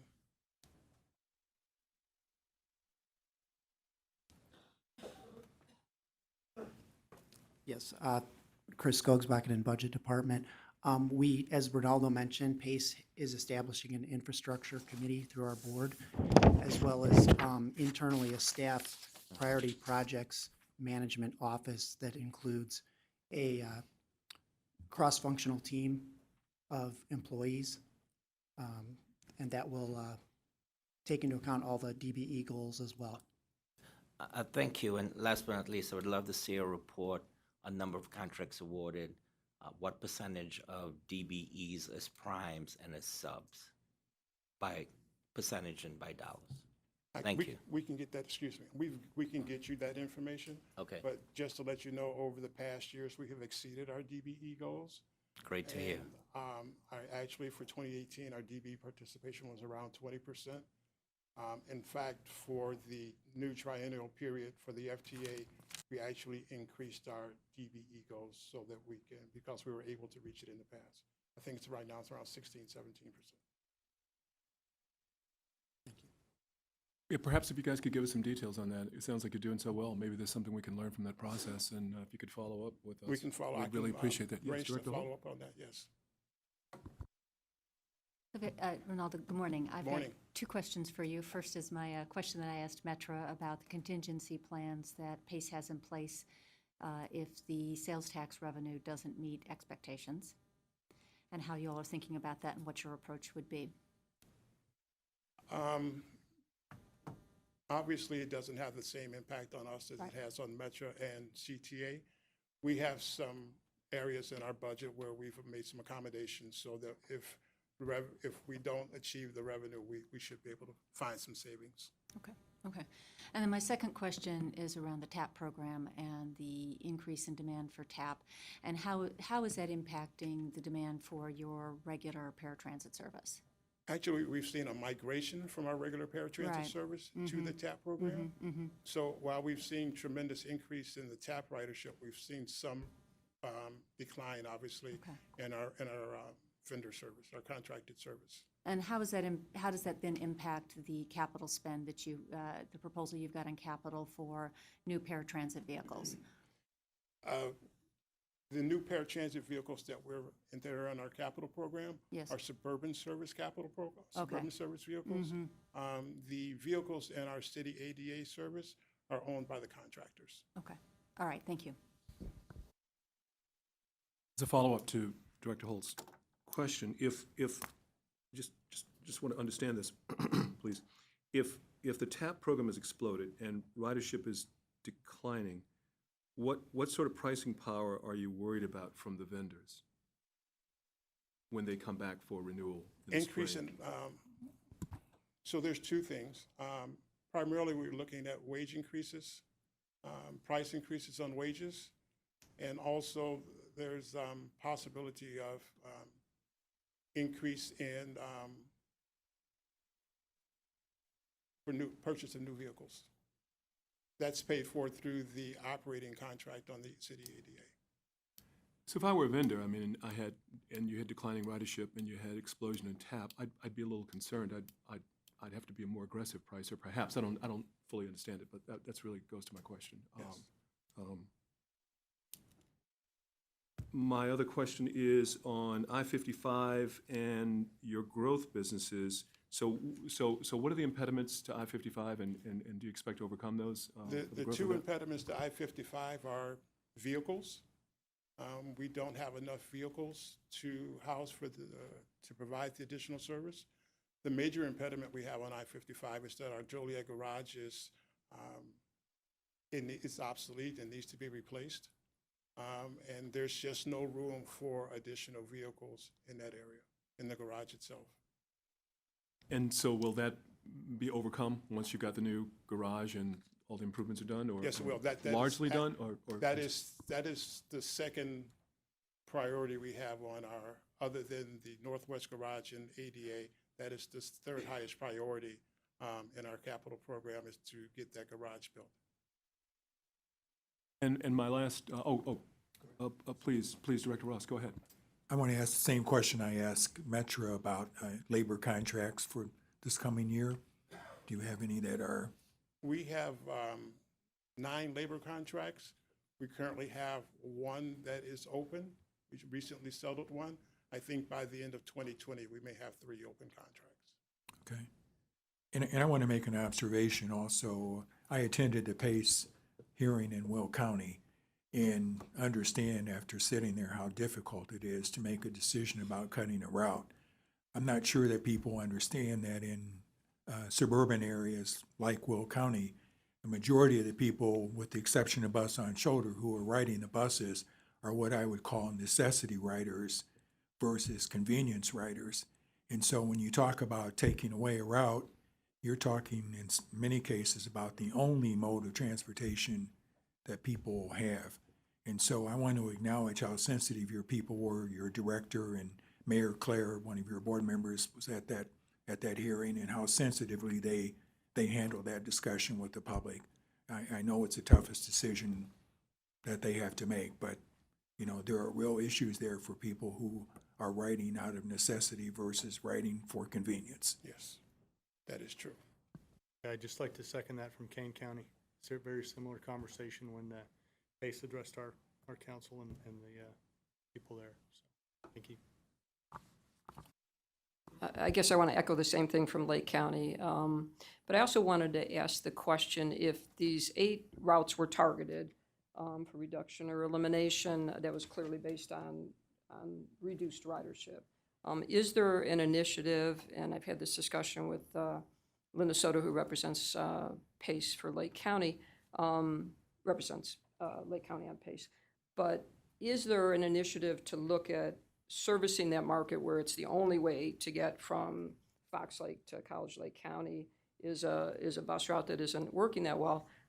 Is there an initiative to look at alternative ways to do this, like basically expanding, call a ride or dial a ride, whatever it's called today, to service not just, to service anybody, to look at more of that? So there's 2 things that are going on. One is once we finish the vision plan update.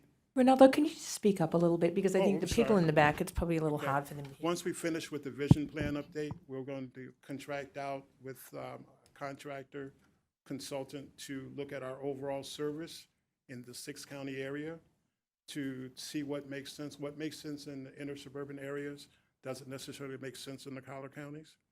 Also, with Director Soto, we've been meeting with the Lake County Board and Lake County DOT to take a look at how some of that service in Lake County can be restructured. Director Secretary, did you have a question? Thank you, Chairman. I want to just reiterate to what other directors have said from the suburban counties that the PACE program is very important to us, and the sensitivity that you all have shown with regards to selection of routes and support for routes has been much appreciated. But it is essential, I think, for us to loudly proclaim that the PACE system is a very, very important system for many individuals. Even though it's small numbers on a relative basis to other counties, it's still very important to those that are currently served. And so we need to try to do what we can to certainly economically and feasibly consider the routes and how we can foster the growth of those routes within the county areas, and certainly how we can help to uphold the efficiencies which are dreadfully needed. Understood. Are there any other questions? If not, thank you, Dominic. Thank you, Ronaldo, for a very thorough report and answering all of our questions and being so patient. Thank you very much. Well done. Yep.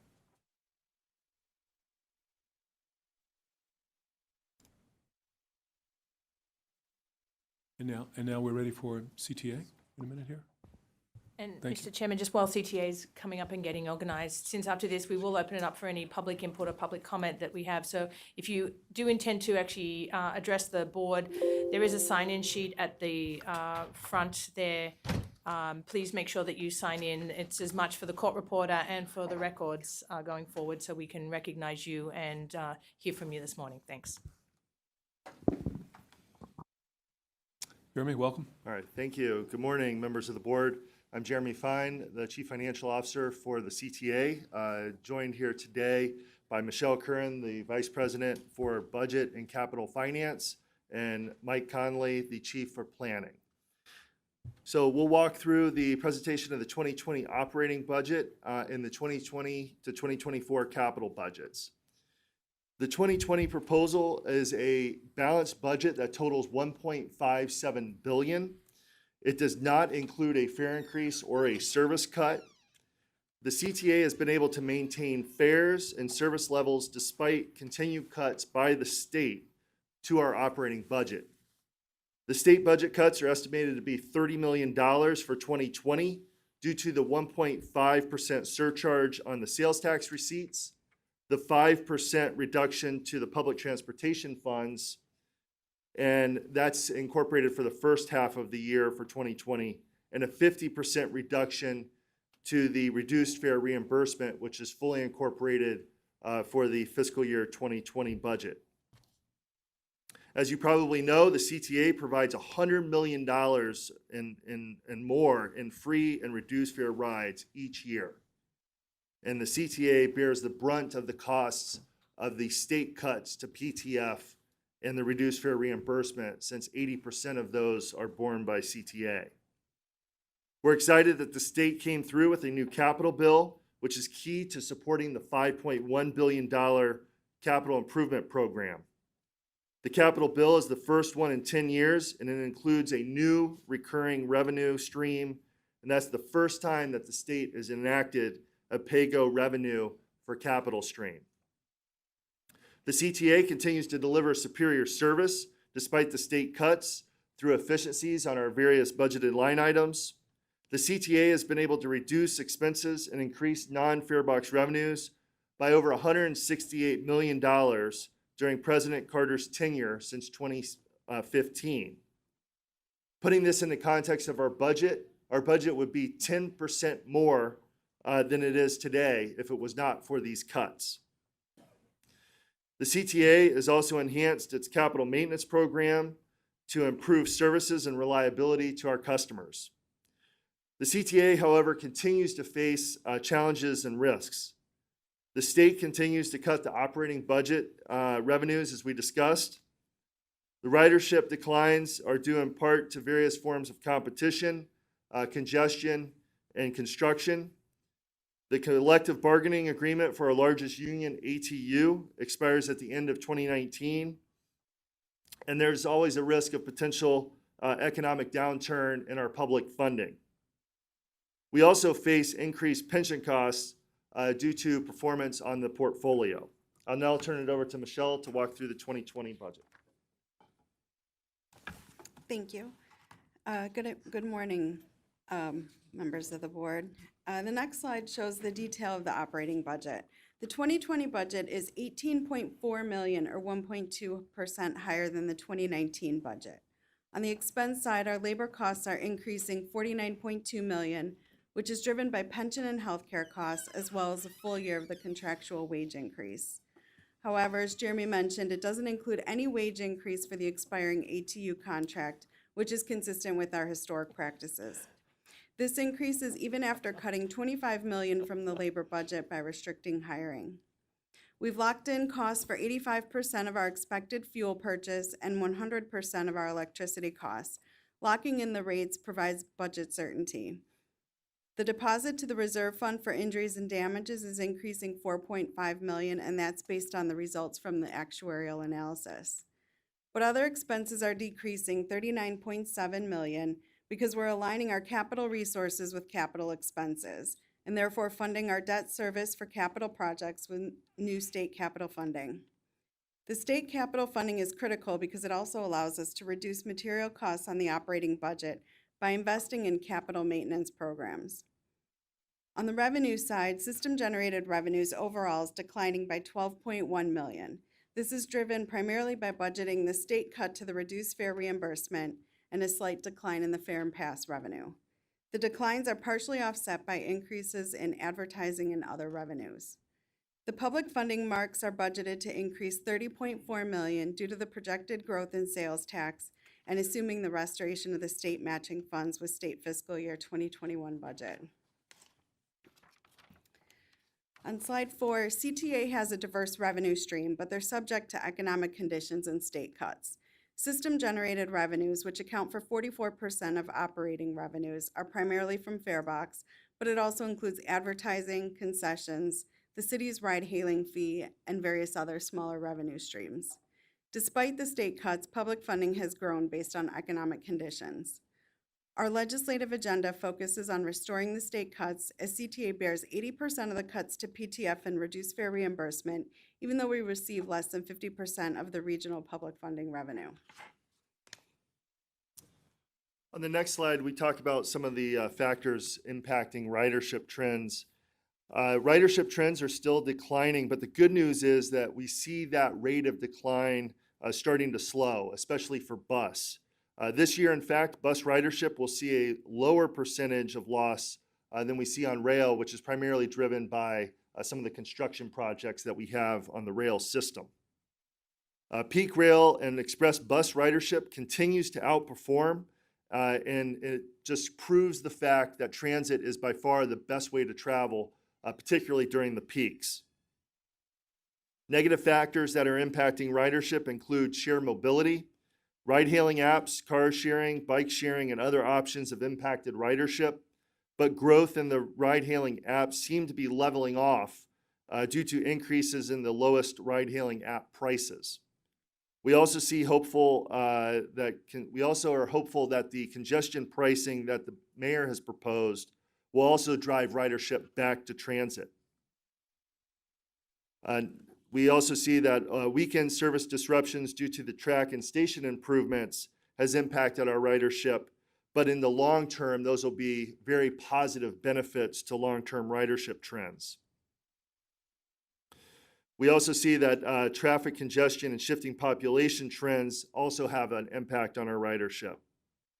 Positive factors impacting our ridership include strong loop employment. We see this with the relocation of corporate headquarters throughout the loop and in the West Loop. We see development around our new stations, and existing stations continue to be very robust.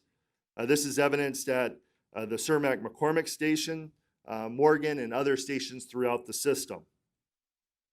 We also see a higher market share for passes stemming from the 2018 fare increase that helped incentivize people back into the pass products, particularly the 7-day and the 30-day passes.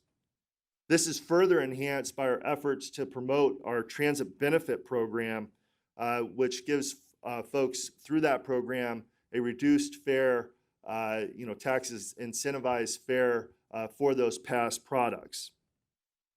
Again, we also remain hopeful that the congestion fees that are being proposed by the city will again drive ridership back from the rideshare options back onto public transit. With regard to revenue and ridership initiatives on the next page, we're undertaking several initiatives to increase ridership and revenue. And part of these are bus improvements, such as the bus priority zones. CDOT and CTA launched a program of 9 bus priority zones to improve bus speed and reliability along our bus routes.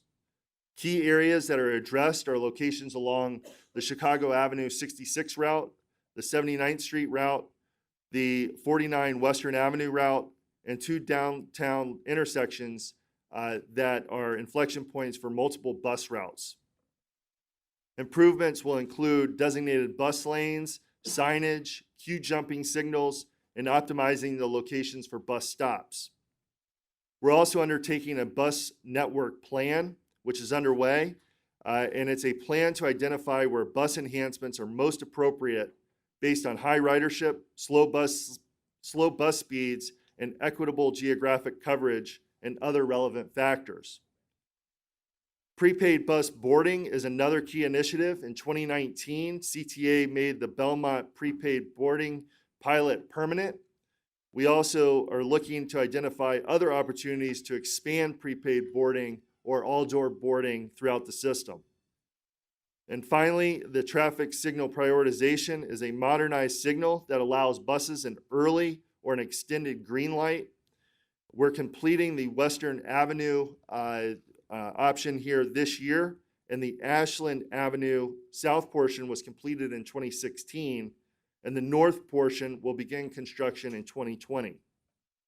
We're also making improvements to our technology for our customers.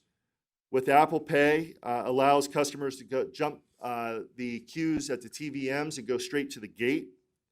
The Ventra app will include wayfinding and other payment improvements. We also have free Wi-Fi in the subways. We have new information panels throughout the system and digital advertising, which provides more info to our customers with regard to train arrivals. Adding customer amenities to the rail stations is also providing additional revenue and also good customer service to our customers.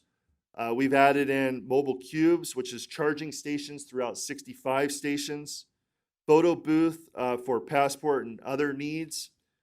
We've also included Farmer's Fridge, not only at CTA locations, but in a couple of locations out on the system for fresh food and salad options. And we also continue to market the Transit Benefit Program, and we've seen growth in that to the tune of several hundred new companies joining that program a year over the last several years. I'll turn it over to Michelle to walk through pension considerations. So in addition to the ridership trends, pension contributions are another challenge of our budget. CTA's direct pension fund contribution has increased nearly 80% since 2016 alone, from 84 million to 151 million per year, primarily due to poor market returns. CTA also must fund 156 million for debt service, 156 million each year for debt service payments for the pension obligation bonds, which were issued as part of the pension reform legislation in 2008. As a result, 20% of our budget funds pension-related expenses. The real estate transfer tax, including the state match, only covers about half of the pension obligation bond debt service. The pension reform is not only felt by CTA as the employer, but its employees as well. The percentage CTA employees must contribute from their paycheck also increases due to fund underperformance. So employees paid 3% of pay into the fund prior to the pension reform and will pay over 13.3% of their salary in 2020. This is in addition to the 3% to the Retiree Healthcare Trust and 7.65% for FICA. Meanwhile, the funded ratio is still at 52.6%. While CTA will continue to meet its obligations, it's increasingly a challenge and will further highlight the needs for reinstatement of the state operating funds. The 2019 budget forecast is balanced at $1.53 billion, or 1.6% lower than the 2019 budget. Expenses are favorable by $26.1 million due to aggressively managing spending levels, which is offset by the lower revenues. Based on the RTA marks, public funding is projected to be slightly below budget due to the state cutting PTF again in its state fiscal year 2020 budget. System-generated revenues are projected to be down primarily due to the reduction in the reduced fare reimbursement and lower fare and pass revenue due to extreme weather and the construction we've been doing on the rail lines. I'll now walk through the 2020 through 2024 CIP program. This represents a $5.1 billion of investment and continues over the $8 billion of investment that was initiated back in 2011. The 2020 capital budget proposal continues to modernize infrastructure, enhance safety and security, and improve the customer experience.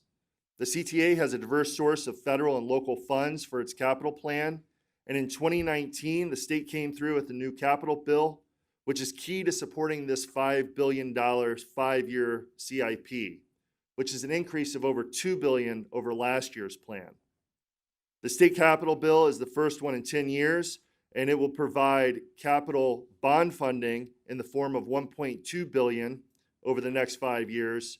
And in addition, it provides for a new recurring annual revenue stream for the first time in the form of PAYGO funds.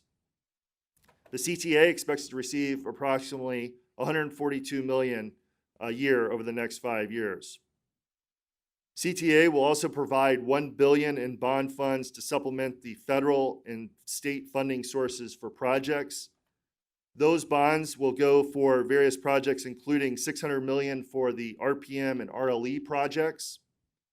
Approximately $175 million is for GTT, the ride-hailing fees that we receive from the city, which goes for fast tracks and safe and secure projects. Approximately $275 million is for miscellaneous projects throughout the system for state of good repair efforts and represent 2% of the state of good repair backlog. Obviously, we would prefer not to issue bonds, but despite the state funding, we still have a $13 billion state of good repair backlog to address. The bonds will be fixed rate with principal maturing after the final maturity of the pension obligation bonds in 2041. And the CTA looks at its debt portfolio holistically and therefore plans to issue overall level debt profile rather than looking at each individual bond issuance on its own. Previously, the RTA had planned to issue bonds, and if they go ahead with that plan in the future, those will be included back into the program.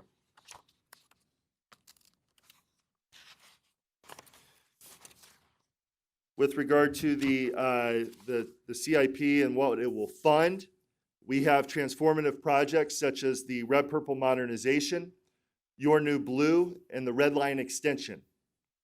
We'll also modernize our bus fleet, including electric vehicles on that fleet, and our 7000 series rail cars. We'll also be making other state of good repair projects that'll include tracks, power, signals, and stations. The CIP provides significant additional funding for advancing key projects such as the Red Line extension project that I mentioned, where $310 million will be committed through this CIP, as well as phase 1 of the All Stations Accessibility Program. Investing in transit provides an economic benefit to the CTA and to the city. Capacity enhancements allowed for expanded ridership, and the CTA's capital program drives economic development throughout the city. In fact, every dollar invested in transit provides over $4 of economic value. We've seen many of those economic benefits through the opening of our Morgan and Cermak stations on the Green Line, the Wilson station on the Red Line, the reopening of the Grand station on the Blue Line, and improvements that we made on the Brown Line that we did several years ago. On slide 12, we walk through the state capital program and the Rebuild Illinois. The CTA expects to receive, again, approximately $2 billion over the next 5 years. This compares to the $1.1 billion that we received in the prior state program. The new state capital program will provide $1.2 billion in bonds, including $141 million in earmarks, and again, $142 million a year in annual recurring revenues. The annual revenues will allow us to invest in maintenance of capital assets, upgrading the existing fare equipment, and funding debt service payments related to capital projects. The bond program provides $141 million in earmarks for the Cottage Green Line station and traction power and station improvements along the Blue Line O'Hare branch. State bonds will also provide funding to advance phase 1 of the All Stations Accessibility Program, purchase and overhaul the bus and rail rolling stock, and improve stations, tracks, and signal upgrades, as well as for the Forest Park branch of the Blue Line. The CTA considers many aspects when selecting projects, including the impact of proposed investment on the authority being in a state of good repair, consistent with the Federal Transit Asset Management, the TAM plan, accessibility, capacity improvements, customer and employee safety, reductions in travel time, increased customer comfort, system security, and the impact on system reliability, compliance with regulations, and also community impacts. I'll now turn it over to Michelle to walk through some specifics with regard to the capital plan. CTA continues to make investments on 3 transformational projects: Your New Blue, the Red Line extension, and Red Purple modernization. The work on Your New Blue is ongoing. While many of the stations in the program have been completed, we're currently working on Grand, Chicago, and Division, as well as the power and signal upgrades. The Red Line extension is receiving a significant additional investment through the 2020 to 2024 CIP, which would bring us to the 30% required match needed to complete the project development phase. This will also allow us to apply for federal grant funding. Construction on RPM began this fall for the bypass and the temporary stations. On the next slide, the bus and rail fleet modernization. CTA strives to reduce diesel emissions, improve the quality of life, and maintain reliable service. As part of that, we currently have 2 electric buses, and we expect to receive the 20 new electric buses by the end of the second quarter for 2020. We expect to receive the first 6 by the end of this year. In addition to taking delivery of 50 new standard clean diesel buses. We're also doing midlife overhauls of 100 articulated buses and a life-extending overhaul on 430 standard 40-foot New Flyer buses. We'll also continue phase funding for the first anticipated future order to replace the New Flyer 1000 series buses, which represents 55% of CTA's bus fleet. For the fiscal year 2019 to 2023 rail plan, the base order of the 400 7000 series rail cars is funded, and through the new state capital plan, we're also able to fund the first option for an additional 156 rail cars. We expect to begin testing these new prototypes in 2020. We're also working on the quarter life overhaul of the 5000 series rail cars, which is 55% of CTA's rail fleet. And we're purchasing 4 diesel locomotives that will be completing design work this year and expect delivery next year. For our ICE funding projects on the next slide, CTA's ICE-funded projects provide rail and bus improvements which enhance connectivity and frequency in areas with long travel times. The enhanced service is provided on the Green Line South during rush hours and various bus routes on the south side. Thank you for the opportunity to present our budget and CIP to you today, and we'd be happy to answer any questions. Thank you very much. It's a lot of information. It's good stuff, guys. Any questions? Director. I have a couple of questions on some of the capital budget items. You mentioned the red line extension. I know that's a kind of a wish list project at this point. I mean, there's no actual funding for it. What is the reason you're spending $350 million now to do what design, whatever that is? Can you? So it's beyond a wish list. Okay. We had committed $75 million through a prior CIP program. We've been undertaking design and preliminary engineering. This will continue that process of getting us to a place after the commitment of the $310 million through this CIP, the further design work and preliminary engineering work that will take place will put us in position, was essentially where we were with the RPM project when we effectively solicited and received the FFGA grant from the federal government for that project.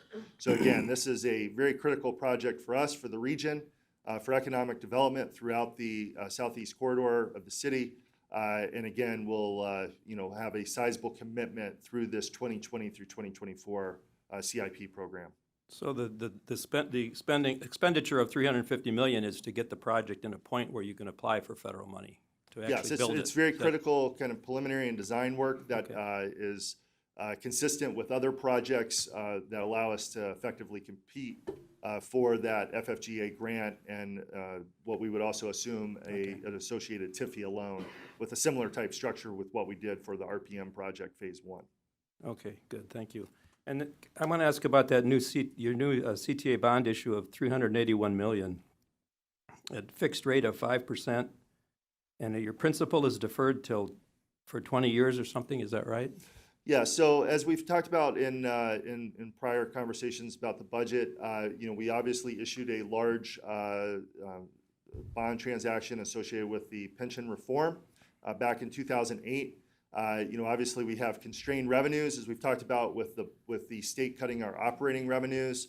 We continue to try to meet a level debt service approach to our debt portfolio. So again, we have a certain amount of dollars that we can commit to the annual debt service, and we continue to structure as many other governmental entities do. With regard to kind of keeping that debt service amount level as opposed to looking at it at a one-off transaction, approach. Okay, but in 2041 or 2043, you're going to have to come up with $381 million. Is that right? So this is Where's a that coming from? wraparound type structure, so it, again, keeps the debt service, in the interim basis, and in the long-term basis, essentially the same.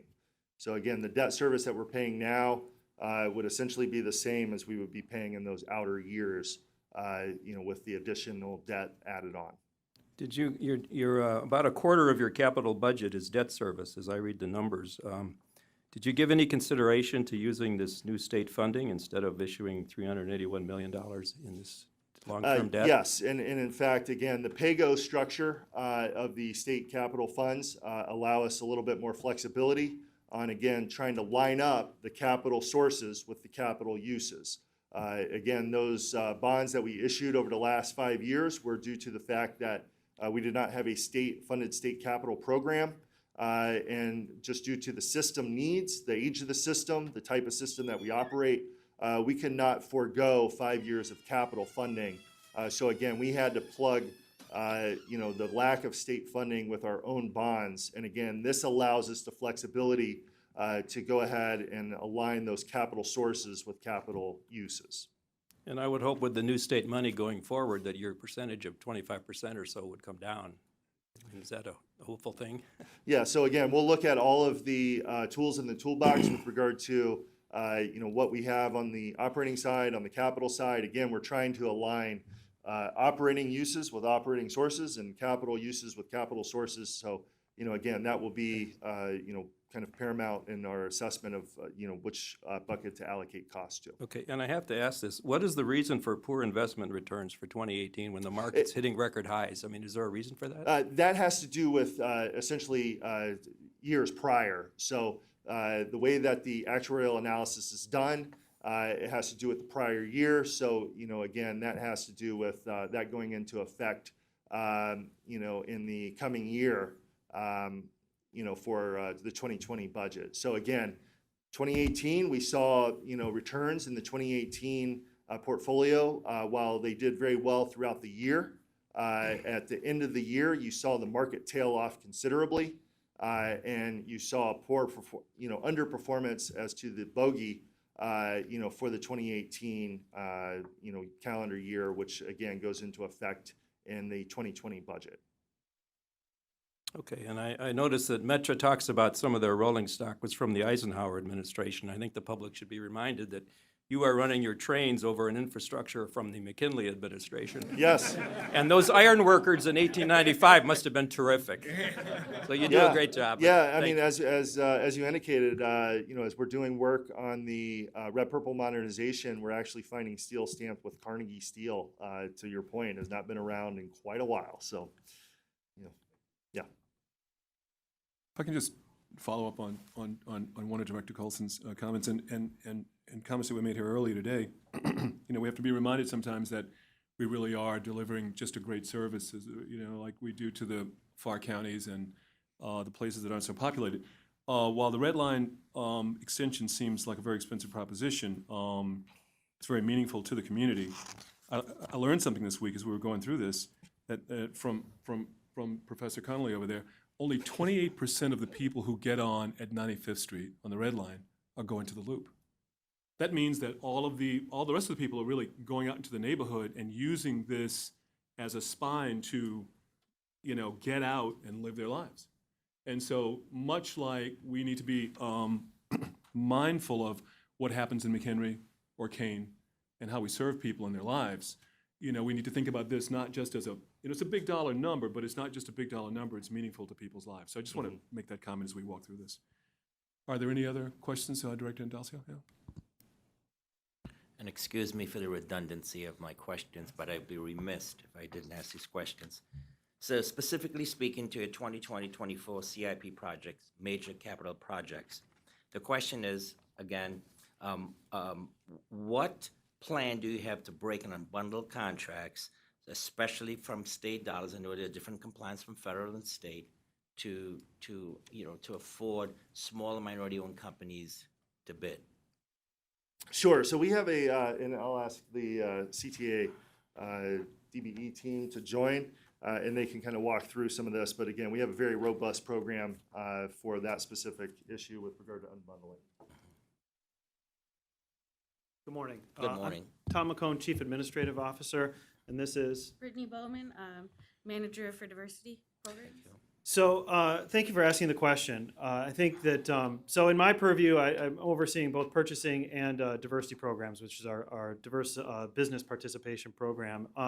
And what we've done is we've really tried to develop a model as we saw Red Purple Modernization coming online, where we could maximize the participation not only of DBE businesses, but also of the diverse and the economically disadvantaged workforce that could benefit from those opportunities presented by this project.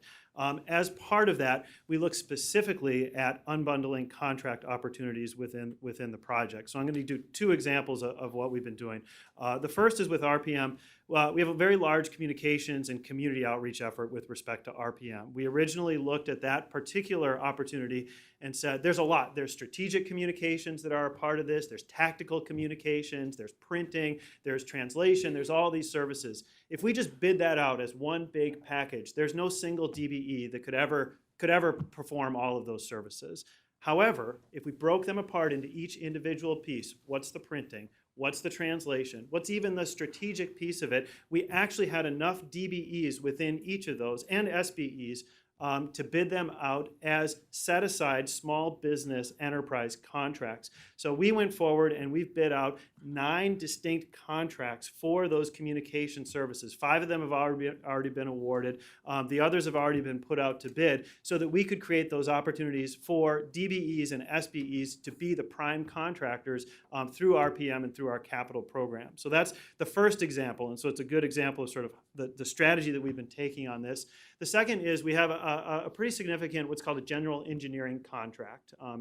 It's a multi-year contract. It allows for engineering services as something like a state capital program comes online so that we can perform a lot of the engineering, the design work to make sure that the projects are ready to hit when they hit the ground. We looked at that and we said, you know, we've had solid DBE participation, but it's always the big guys. The big guys are the ones that are the most qualified. They're always going to be the most qualified to do this GEC work. How do we get the small and medium-sized firms the opportunity not just to be a subcontractor, but to take the lead on these engineering services? So you don't just have, you know, a surveying firm that's a DBE, right, reporting up to a prime and not getting the experience of working directly with the public owner, which is CTA. And so what we did in that GEC contract is, first, for the major part of the contract, we actually broke it into 2 tiers. The first tier for the big projects, we put a dollar amount on it and said for the projects over X amount of dollars, you know, that's where we're looking for sort of maximum qualifications. You get the big national, international firms there. We said there's a second tier. There's a second tier of smaller projects where we're going to look for other firms that are up and coming firms. A lot of those firms happen to be more local firms, so we get a little bit more local participation from GEC firms that can serve that. The third thing we did is we said, you know, there are specific services that we're going to contract out for directly that normally we might go through a GEC for, surveying, architectural, other types of services where we can go directly and contract with an SBE and a DBE. So we're going to put that out as a set-aside contract. So what was one contract previously, a large GEC contract, obviously it had DBE participation goals as part of that, has now been broken into 3 separate contracts to create participation at each level so we could open up those opportunities. That's absolutely fantastic. I would love to see a report on those DBE participation by tiers, prime, subs. I think that, but that's great. You answered my question a little bit on how you're breaking those contracts down, similar to a little bit of a target market. Are there any considerations for a mentor-protege program? Absolutely. So we launched our Mentor Protege program in 2016. So we put Mentor Protege on there. We actually, for a lot of our larger construction projects, a lot of our larger design projects, we put as part of the bid scoring their diversity and workforce outreach and commitments as part of the bid scoring. It's given as a bonus as part of that. So we get the contractors to come in and commit to what are they going to do with DBEs to maximize DBE participation, to maximize mentorship with DBEs. And we also do it with the workforce, right? What are they going to do to ensure that we have a diverse, opportunistic workforce as part of the project as well? And so we've been putting that on our contract since 2016. RPM, I believe, and correct me if I'm wrong, has 7 mentor protege participants as part of that with the prime contract. And the initial RLE contract that we have right now, I believe, has 2 mentor proteges as part of that. So we've seen a real uptick and sort of an ownership of this mentor protege. It's something that actually we heard. We have a DBE advisory committee that we started convening in 2016. The DBEs on that group, they talked about actually both of these things. They said, we want more opportunities to be prime contractors, and we want mentor protege opportunities. Can CTA look at launching that program?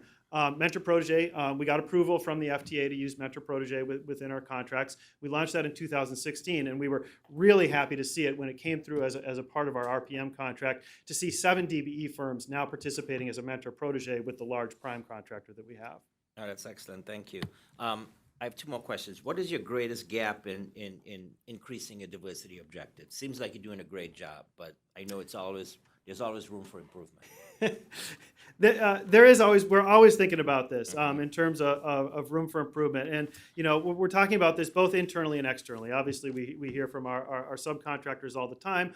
Time to pay on reimbursements from the state, as the RTA well knows, they tend to lag. And that can hurt our contractors quite a bit.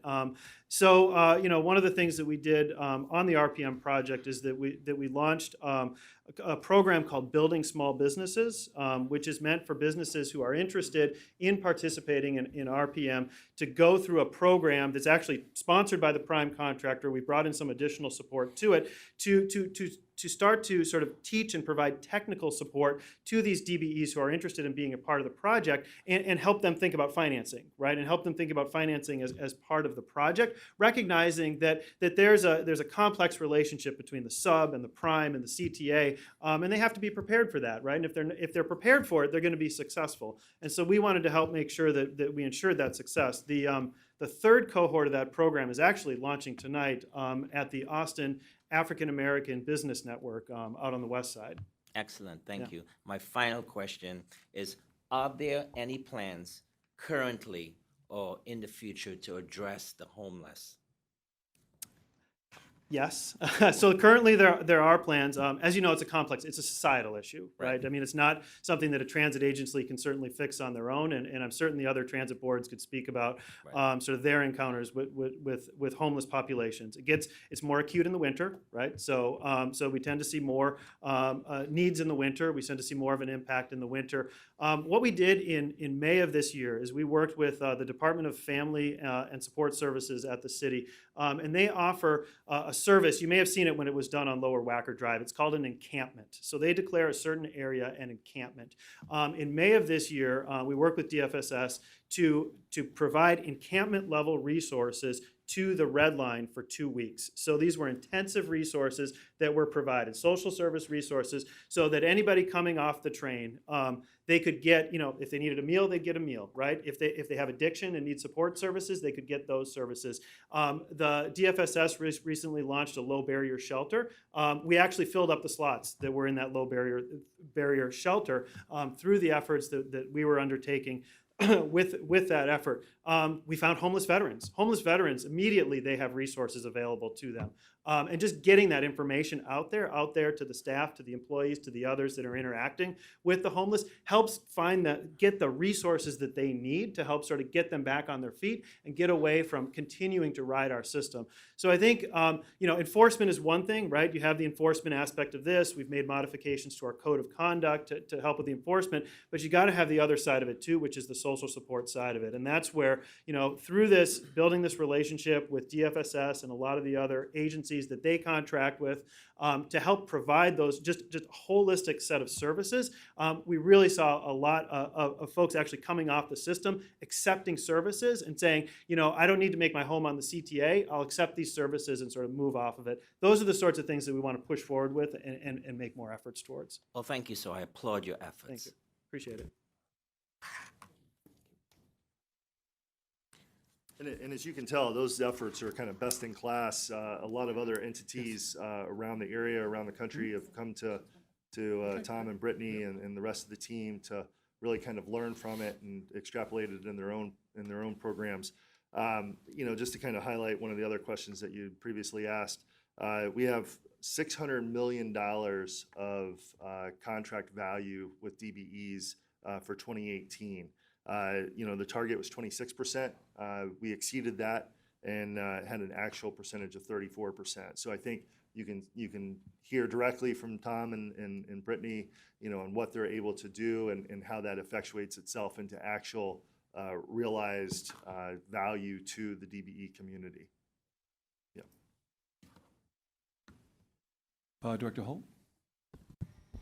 So a couple of questions for you. Of course, the one I said I was going to ask everybody, but first, just a clarification around the pension and the returns on the pension driving up the actual requirements. I assume you're talking about the year 2018 and the losses at the end of 2018 that are driving the 2020 number. Correct. Okay, Yep. thank you. So it's a two-year kind of lag Right. that affects the contribution levels for 2020. Right. December 24th, 2018 wasn't good Yeah, for it's anybody. confused. It's you're Right. gapping a year, and it's Right. yeah. And 2018 was unfortunately a great first half of the Yep. year, and then just completely Right. tailed off at Right. the very end. Okay, so going to my question I've asked everybody else about contingency and contingency plans, if, of course, sales tax and PTF, and then, of course, in the case of CTA, the real property transfer tax don't come through as anticipated. Sure. Yeah, and excellent question, one that we have to wrestle with, frankly, every year, particularly in the form of the reduced fair reimbursement being cut from the state by half and the PTF not materializing in full is something that we've had to kind of, work into how we kind of trim the fat and throughout the year. And we've had a great relationship with our departments on assessing expense lines. Obviously, labor is $1.1 billion out of our $1.57 billion total budget. So we have to look at vacancies and what kind of fill rate that we look at with regard to vacancies if we're trending in the wrong direction. We also look at our materials line, what kind of tweaks that we can make there, and then our other, which are primarily contracts. Again, keeping a tight lid on utilization of those other lines with the help of the departments, and we've done a very good job. As we talked about, we've had $168 million of savings over the last 5 years, effectively double that since 2011. So again, we have a great history of doing so, but again, it's something that we continue to need to make the voices heard downstate with regard to reinstatement of those operating funds, because we just can't continue to go like this into perpetuity. While we're very thankful and appreciative of the capital funding, we need that operating funding just to provide the robust service that we continue to provide to our customers. On the revenue side, I talked a little bit about the expense side. On the revenue side, we did not factor in an updraft, potential benefit from the congestion pricing proposal that's been factored in by the mayor. So, the revenues and ridership numbers that we've projected are apart from any kind of positive benefit of a congestion pricing mechanism put into place. Okay, and then how about contingency planning around the ATU contract? So, the ATU contract ends at the end of this year. We do not, as historically, we do not include, any type of estimate, in our contract, in our budget, because otherwise you kind of set yourself a floor. But that is not included. That is something that Michelle and I work with on a daily basis, and looking for opportunities to how we will address that. But again, a lot of that has to go back to again, making the voices heard with regard to all of our operating needs and the operating sources that we've historically received. Okay. And then one broader question, what about RPM Phase 2? Obviously, that's not in the next 5 years, but that's certainly a big, critical project with along one of the busiest parts of the system. Yes. So, and I'll just say, Director Holt, my staff is already working on shaping up what would be RPM Phase 2. And we've been putting the information together about what the needs are, doing the work in estimating what the infrastructure pieces are that we could do. We're already getting lessons learned from the current project that we're incorporating into our planning for how we roll that out. We don't expect to have it shaped up for at least another 9 to 12 months, probably a year from now. We would then have an RPM Phase 2 project that we would roll out for everybody to take a look at. we haven't forgotten it. It's a complex project, as you're very aware. And will it be phase 2? Will it be phase 2 and 3? Okay. That is to be determined at this time. So. Okay, all right, thank you. Yeah, Director Lewis. And in the spirit of Director Holton, Director Andalsi, I'll ask the same question. Relative to South Cook County and the project that's been undertaken there, what is the position that the CTA has, and how have you begun to integrate that in your future plans? So again, I'll take a shot at answering that for you, Director. The CTA considers that this proposal from Cook County is very much worthy of discussion. But the concept, we think at this point, has not been fully fleshed out, and we believe there are many unanswered questions as we go forward. So we are engaged in dialogue with Cook and with the other partners. We're all supportive of projects that would benefit regional transit. And the service boards, CTA, Metra, and PACE, have a history of collaboration on projects and programs that benefit the entire region and better serve all of our customers and even our non-customers that we're trying to lure onto the system. But we need to find out more about the details of implementation for this proposal and what would the full impacts of this concept be region-wide before we can make an informed decision on it. So, thank you. Thank you, Chris. Yeah, Director Carey. The other revenue shows up as increasing. You're projecting it to increase in 2021 and 22. We know it's not coming from the state. Where's that coming from? We look at various initiatives, potential naming rights, other types of initiatives, and just growth in our advertising revenue and other miscellaneous parking revenue and things like that. Mm-hmm. Any other questions? Yes. Mr. Thank you. Jeremy, you presented very well our next objective, or how we redetermine our focus or refine our focus in Springfield. I sent a letter to the legislature thanking them for the capital program, but including a big PS in bold letters in there saying, and you've cut our operating expenses. A number of legislators either emailed me or called me and said, wow, I did not realize that we are, cutting mass transit funding. And I tried to explain the difference between capital and operations to them. But while our whole mass transit family is gathered here, and a couple of our biggest allies back there in Jack Lavin and Mary Sue Barrett, our focus has to be to go to the legislature collectively and have PTF and talk about the sales tax surcharge, which is now at 1.5% for a tax the state already has to collect anyway, and what that impact is, and then the reduced fare reimbursements. But our focus now has to totally shift with the mayor's help of making sure that we fill that operation hole so it doesn't continue in perpetuity and continue to spiral downward. And just one comment on the mayor's congestion fee, if it ever does come to fruition. The Chicago Tribune chimed in with an editorial that some of that fee needs to go, and I want to say this to the mayor's appointees to the RTA board.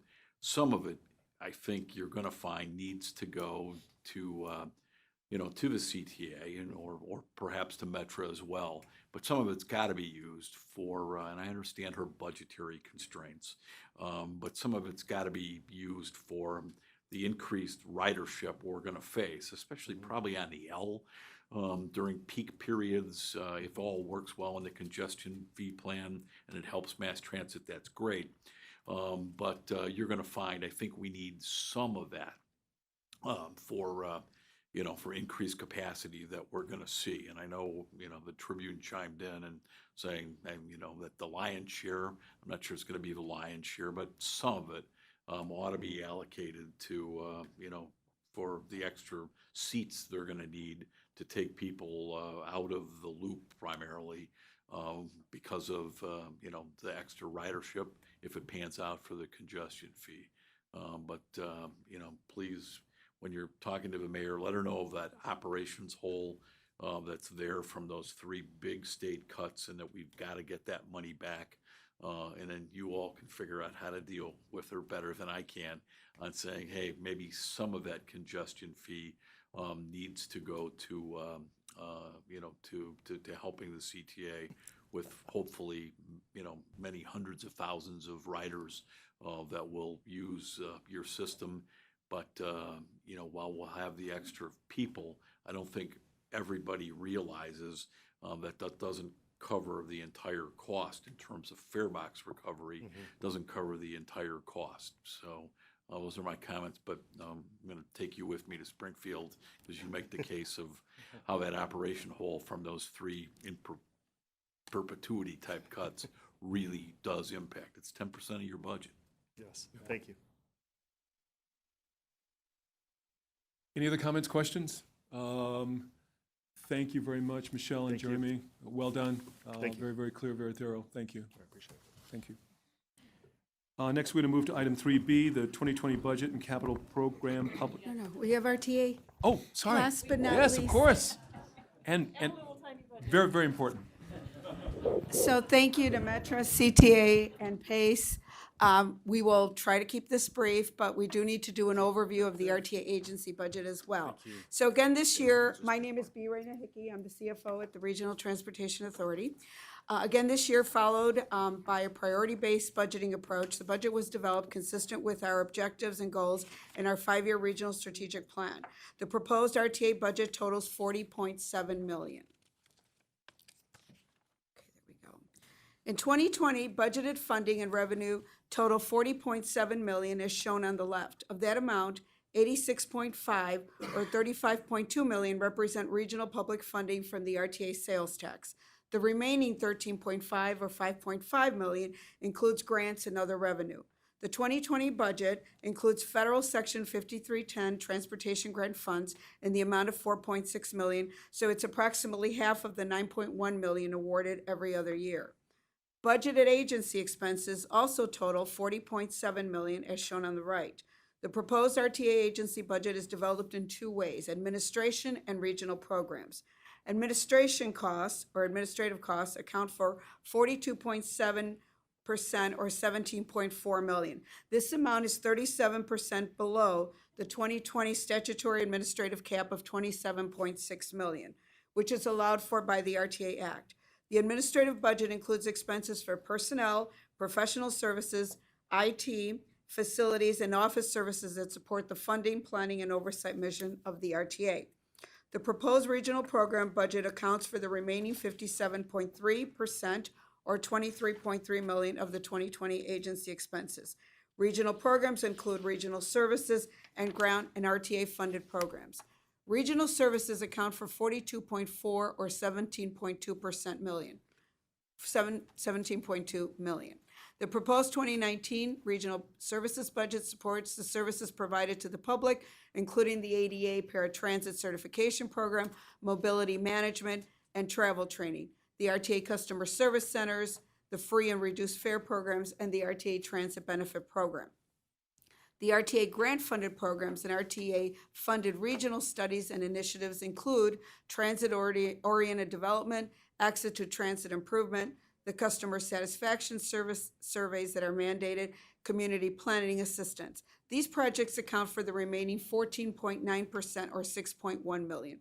For many of these projects, the RTA acts as the advocate and granting agency, receiving funds for the region and then administering the funds to the service boards, municipalities, and counties for planning projects.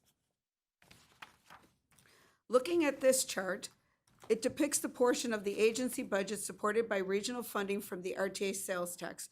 We also call this the net operating budget because it reflects expenses, less associated revenue, and outside funding. Here we compare the 2020 administrative and regional programs proposed in the 2019 budget. The 2020 administrative budget is essentially the same as the 2019 budget. The 2020 regional programs budget increases by 6.2% or $1 million due to the increased purchase services expenses of the mostly outsourced mobility services programs and some RTA-funded regional programs. Thus, the total proposed 2020 RTA agency budget, net operating budget of $35.2 million, is expected to increase by 3% or $1 million from the 2019 budget.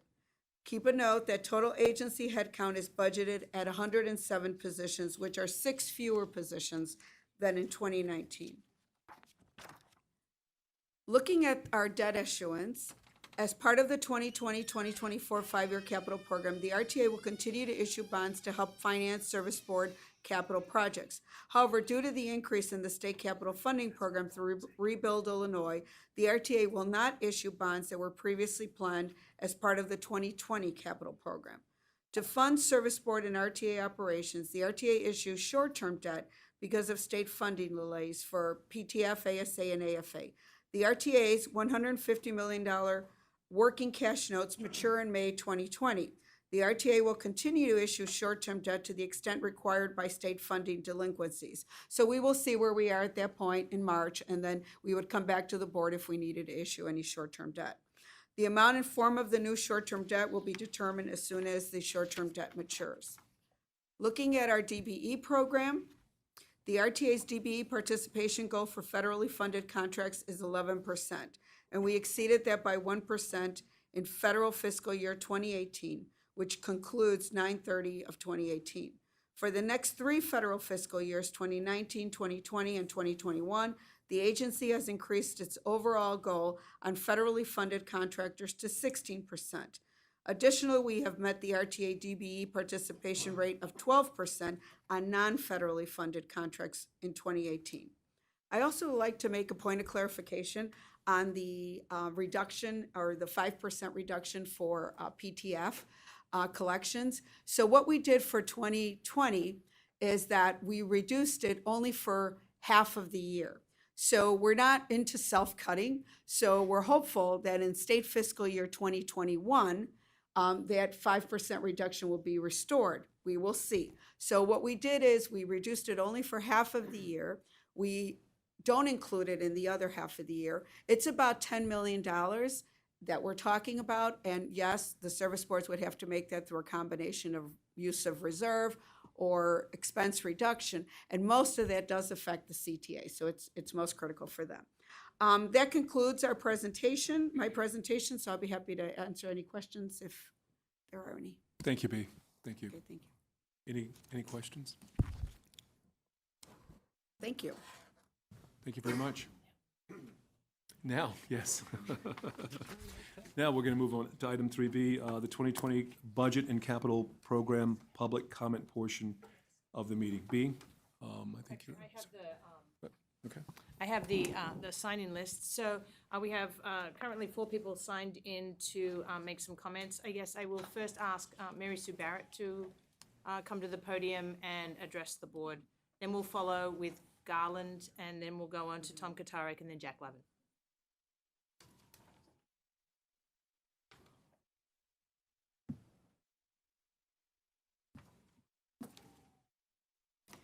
Good morning. Morning. My name is Mary Sue Barrett. I'm president of the Metropolitan Planning Council, and I am glad to be joined. You can consider this a coordinated conversation with you, with my organization and the Chicagoland Chamber and the Civic Committee of the Commercial Club. We were delighted to work so closely with members of each of the transit service boards and the RTA on advocacy many, many years, and to see some success at the end of the spring session is something that we should all celebrate. You provide services every day to the lifeblood of our region, and that is so often underappreciated and so often a late add-on when these types of capital infrastructure decisions are made. So I think our collective work, we did everything from social media campaigns, collecting pictures and videos of people's commutes. The hashtag Busted Commute social media campaign was created into a photo book that was delivered to legislators, and it was an eye-opener. We also did 15 case studies and a quantification of the economic value of transit. Transit means business. And that powerful argument about the smartest places to invest. When we were at the depths of our recession in in metropolitan Chicago, the only place where jobs were being added were within a half mile of a transit node. So we know that the recipe to growing our way to success is to invest in transit. And it's a moment to celebrate to that 22.5% of the state capital plan was for transit, and it's really due to our collaboration. Even as we celebrate that, though, we recognize that there were some things that were not included in the legislation that were really important.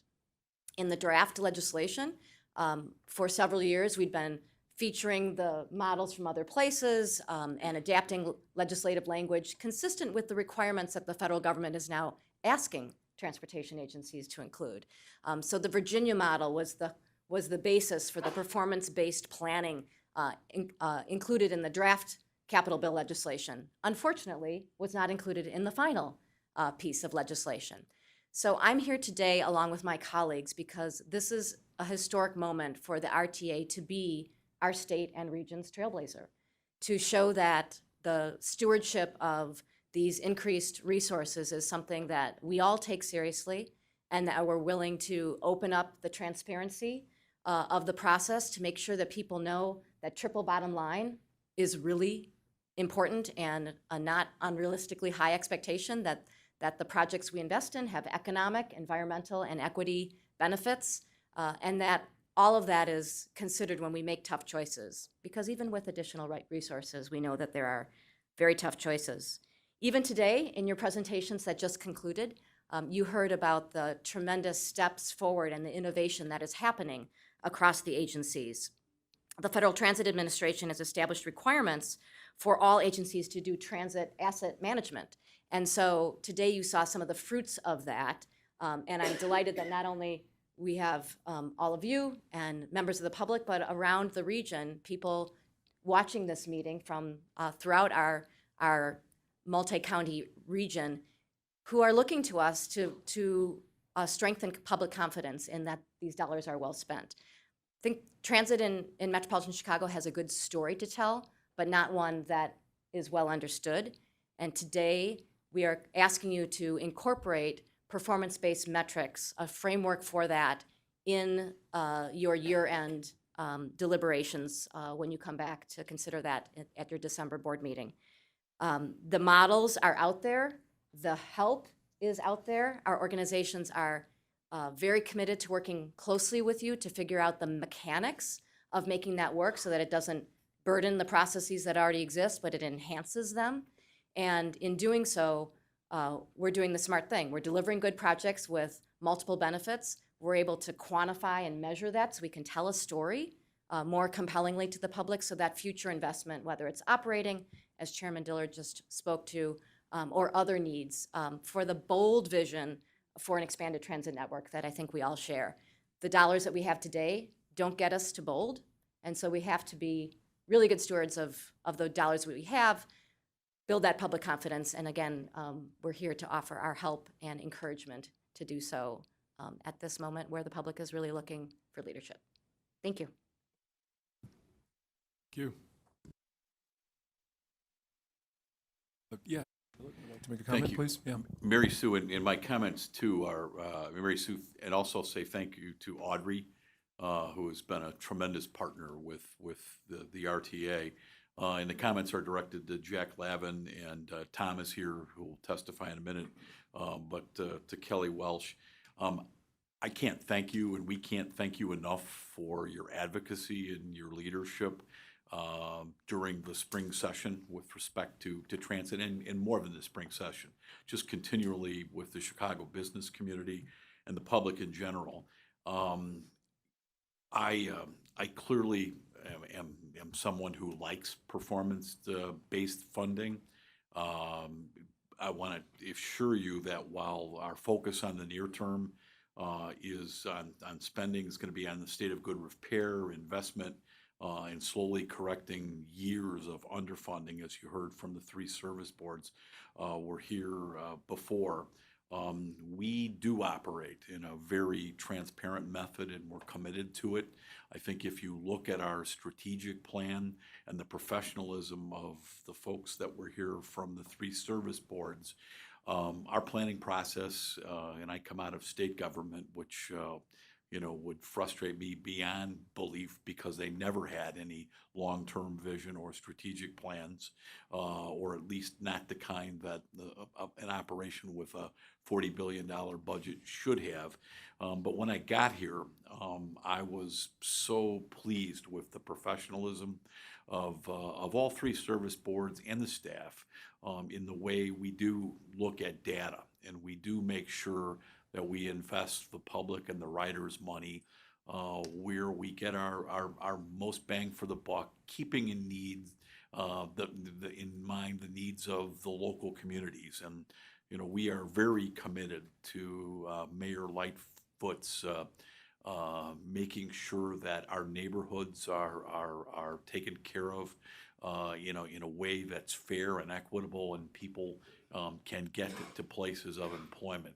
But we're going to work with you on this, and I just want to assure the public who may be watching, on live stream, that the process is very, very transparent, and there really is an incredible, we're talking tens of thousands of hours of data-driven decisions that are made on how we spend the mass transit funds, the limited mass transit funds we have for our area. But I can't thank all three of you enough for what great partners you are on behalf of the riders of mass transit and the business and labor communities of northeastern Illinois. So thank you.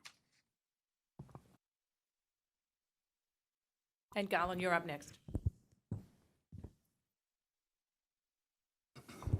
Thank you, Chairman and Directors. Just want you to know about what I said on there about safety, because every time when I hear on the news, especially on the CTA, when people are still being on the tracks, it really irks me the way that what are they thinking of, because that's like a killer for them waiting to happen, like a ticking time bomb.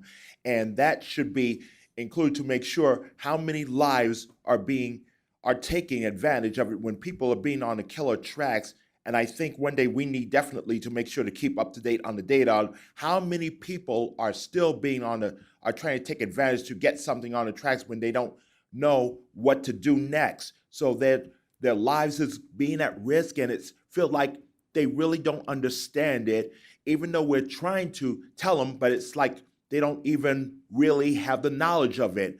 So I think we need to educate them, especially if they don't understand what it means, how to get something, and then they don't know what section is. We need to educate them, especially in all different languages, because it really makes me real angry, especially when they're going to do this again and again and again, because I think they really need to see the harsh reality of it, because like if you put something down there, it'll be like electric coming right toward them, and they don't understand about electric, because I think they really need to be extremely seriously educated about this, because that is about to wait to happen like in 10 seconds, kaboom.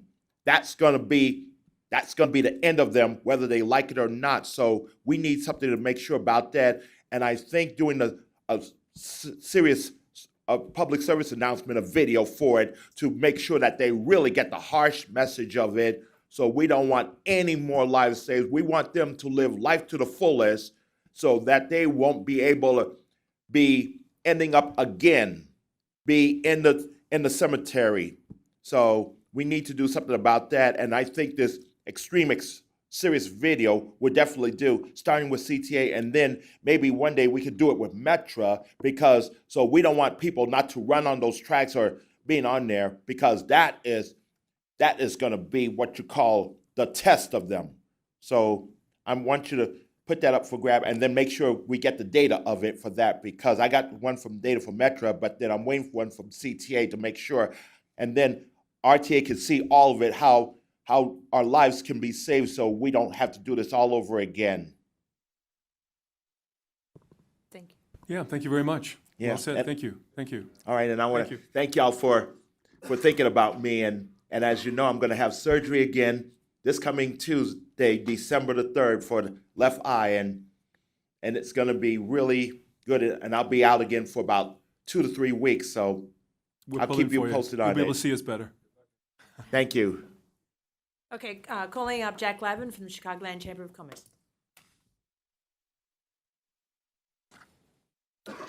Thank you, Leanne, Chairman. My name is Jack Lavin, President and CEO of the Chicagoland Chamber of Commerce. Thank you for having me here today and make some comments. And I want to echo what Chairman Dillard said. This has been a great partnership. It began before the election, into the governor's transition team, the mayor's transition team in Springfield, everybody working together as the business community with RTA, with the service boards to make sure we had a capital bill that works, a capital bill that for the first time ever included sustainable funding for mass transit. I think that happened because we all worked together, Mary Sue, Tom, and the Civic Committee and the whole business community working together. I think that's really a lesson to be had. I did not know about the operating cuts, so we really need to make sure we get back down there in Springfield this session and address that. And why am I here? Why do we say that? Because 73% of our members say mass transit is the most important thing to help their business grow. They need to get their workers to and from work. That's important to their business and how they grow. We like to say mobility means opportunity, and that's really what we need to talk about here today, and that's why mass transit is so important to the business community and helping us grow. We are here today, echo what Mary Sue said and Tom's going to say. I'm going to have a slightly different, or one additional thing I would like to add. We request that the RTA Board of Directors in their ordinance that they'll pass this December include two things. First, a requirement for performance-based planning and programming with an emphasis on prioritizing projects that ensure faster and more efficient access to jobs. And secondly, to make sure that maybe there's a more formal process for the business community to have input here. We have a lot of organizations, I think, out there. No disrespect to anybody. Everybody has good input to make. We got a lot of mayors and mayors organizations, but I think we need a more formal work from the business community to say, what do we need to do to create jobs and how can we invest in the future of transit that's going to help the business community grow? If we want to grow our population back to 3 million, if we want to grow, how are we going to do that? Create jobs. Who creates jobs? Business. So we need to have a more formal input from the business community on where we're going to invest. And I've had groups come in and talk about, well, the engineers think something should be here, but the business community thinks it should be here. So let's have that policy discussion and let's have more input from the business community to make those decisions. With this new infusion of funding via the capital bill, improved transparency is also important and critical for the support of how public dollars are being spent. I must emphasize that in today's environment, it is more imperative than ever that this process be transparent. Appropriate public input should be included in the development of a new programming process, including close coordination with community groups, the Chicagoland civic and business community, and major employers. With scarce dollars available for transit, which directly impacts our region's economic growth, we must develop a more formal process to ensure business input is heard for how these dollars should be spent. Ensuring access to jobs is an option for everyone. We must be forward-thinking as our business district pushes its boundaries, as we have seen with the expansion of the West Loop, eventually the expansion of the South Loop. We want to grow our population to 3 million. We have to address the south side and the west side and how people get to jobs, and that's going to create more jobs. And if we have the business input, if we have open and transparent process, capital improvement investments, new assets can be located where they can best serve our communities, businesses, and their employees. All of these decisions should be transparent with summaries of project evaluation processes, measures, programs, and scores for all candidate projects, easily accessible to the public in a timely manner. I want to thank you all for your careful stewardship of our region's transit system, one of the greatest assets that we have in this region, and it's vital to our success. It's vital to keeping business here, it's attracting new businesses here, and as I said, we stand ready to be strong partners and assist the RTA and the service boards in any way we can to implement these processes going forward. We've had a great relationship with Chairman Dillard and Leanne, and working with you and all the service boards. We want to continue that relationship, and we want to make sure working together will continue to create opportunity and help Chicago, Chicagoland, and the state of Illinois grow. Thank you for hearing me today. Thank you. Thank you. And Tom Kotarek from the Civic Committee. Morning, everybody. I'm Tom Kotarek. I'm the Vice President of the Civic Committee of the Commercial Club of Chicago. We're one of the oldest civic organizations in the city. We've been working on transportation issues since the Rutherford B. Hayes administration back in 1877 in the tail end of the canal craze. But we were very happy to work with you, the Chamber, and MPC in creating a new statewide coalition to fight for a new kind of capital bill.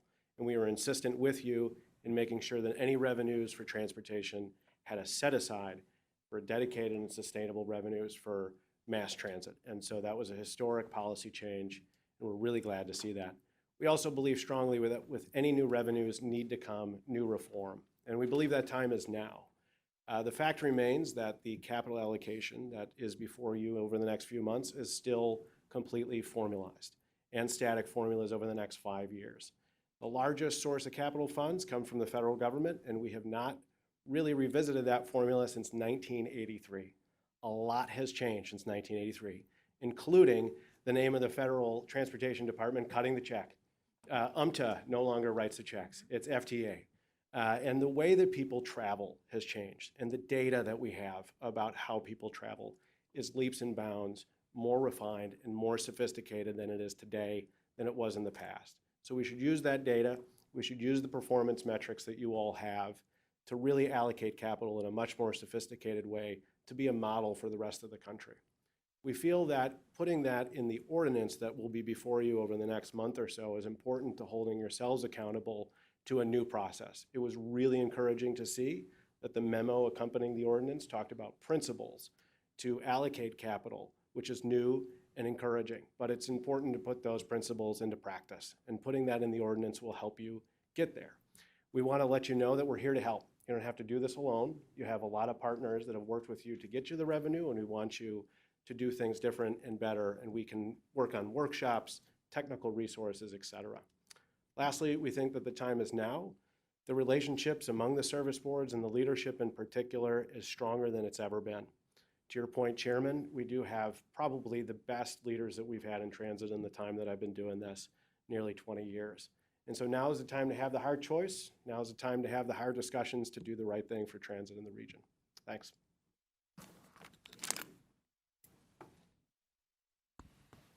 Thank you all. Any, yeah? That's everyone who signed up for public comment. Thank you. Thank you very much. All right, we'll move on to item 3C, the presentation of the quarterly performance report, third quarter 2019. Jill? Good morning. Good morning. I know it's been a long morning, and you've heard a lot of data, so I'm going to talk to you about more data. Yeah. So I'm here to present the third quarter performance report. As we've been doing since our first quarterly report this year, we're presenting the performance measures to better align with Invest in Transit's 3 goals. For each goal, we report on a consistent set of measures and also highlight an activity or event of interest related to that goal. This quarter's spotlights will highlight RTA agency activities. The first strategic goal, deliver value on our investment, focuses on 2 key questions. Did we get more funding, and are we more efficient stewards of the funds that we have? For this goal, we are monitoring capital and operating funding and expenditures. As you probably know, the new Rebuild Illinois funding that we spoke about in detail this morning is not on our books yet, so we're still tracking against existing funding sources for capital. With this in mind, annual capital funding was 14% lower compared to year-to-date third quarter of 2018. This 2018 comparison figure was higher because it included a large CTA bond issue amount that in the fourth quarter was more evenly distributed throughout the year. Year-to-date capital expenditures, however, are more than 22% higher in 2019 as CTA and Metra have been improving spending. Operating cost per passenger trip was up 3.7% after being adjusted for inflation. This is due to a very small, less than 1% increase in operating costs and a more significant decrease in ridership compared to third quarter of 2018. Fare revenue per passenger trip was up 1.2% to $1.79. This is the average fare paid. This measure is affected by two inputs, both of which were unfavorable for this report: lower overall fare revenue and lower ridership. The overall measure is favorable because the fare revenue did not decrease as steeply as ridership. Shifting to our first goal, performance spotlight, we have some good financial news to report. Leanne presents this information at every board meeting in her ED report, so hopefully this information and these acronyms look familiar to you. At the end of the third quarter in 2019, the state owed the RTA approximately $227 million of ASA and AFA and PTF. This is approximately half the $457 million that the state owed the RTA as of this time last year. Most notably, state delinquencies of these funds declined by $64 million during the fourth quarter of 2018, and then by $163 million during the second quarter of 2019.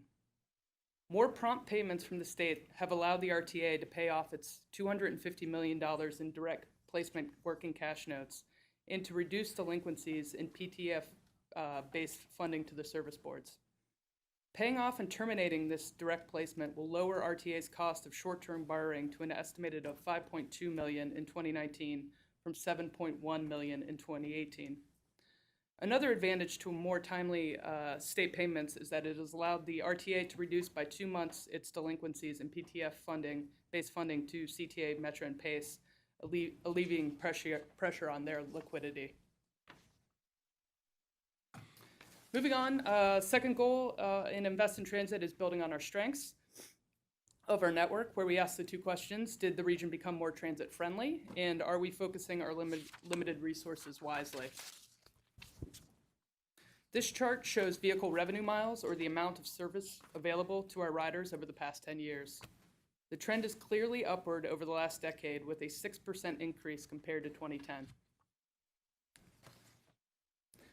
This quarter, our spotlight in section 2 for goal 2 is the activity that the RTA performs for the region's ADA paratransit customers through our Mobility Services Department. These programs help the region build on the strengths of our network by educating people on how to ride the fixed route system and ensuring that ADA paratransit services are made available to people who need them. Through September, there were over 63,000 ADA paratransit eligible customers in our system. These customers have applied and have been certified to use ADA paratransit service at some point in the past and are currently eligible to book rides through PACE. We also want to share with you the number of people that have been impacted by our mobility services programs through the third quarter of this year. Our staff have received and processed over 13,000 ADA paratransit applications year to date. About half of those are new applicants and half are recertification applications. The mobility management team met with nearly 21,000 people at nearly 500 group transit orientation presentations and various community outreach events thus far this year. The Mobility Services Helpline fielded over 67,000 calls regarding application requests, interviewing scheduling, certification status, ID card questions, and general inquiries about ADA certification and other customer programs. That equals out to about roughly 350 calls per workday. Customer program staff provided service to 48,000 walk-ins, walk-in reduced fare and ride-free customers at our 4 City of Chicago sites. And at these sites, staff educate older adults and people with disabilities on the steps necessary to obtain the appropriate permits or replace lost, stolen, or damaged permits. This provides you with an idea of the impact of the RTA Mobility's services on our region. And we'll be talking with you more in the upcoming year about ADA paratransit, as we also are separately conducting an ADA paratransit innovation study in conjunction with PACE. Lastly, the third goal is stay competitive, which asks, are we providing the kind of services that people want to ride, and are people satisfied with it when they do?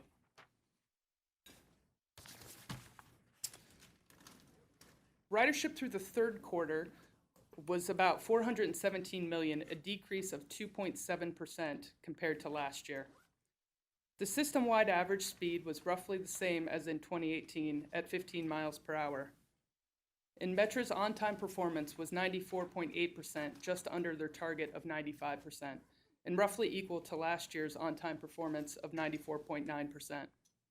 Pace's on-time performance was 84% and has stayed at the same level for 5 months in a row now. CTA reports on-time performance, as you recall, in a slightly different way, which they include in their monthly public performance reports posted on their website.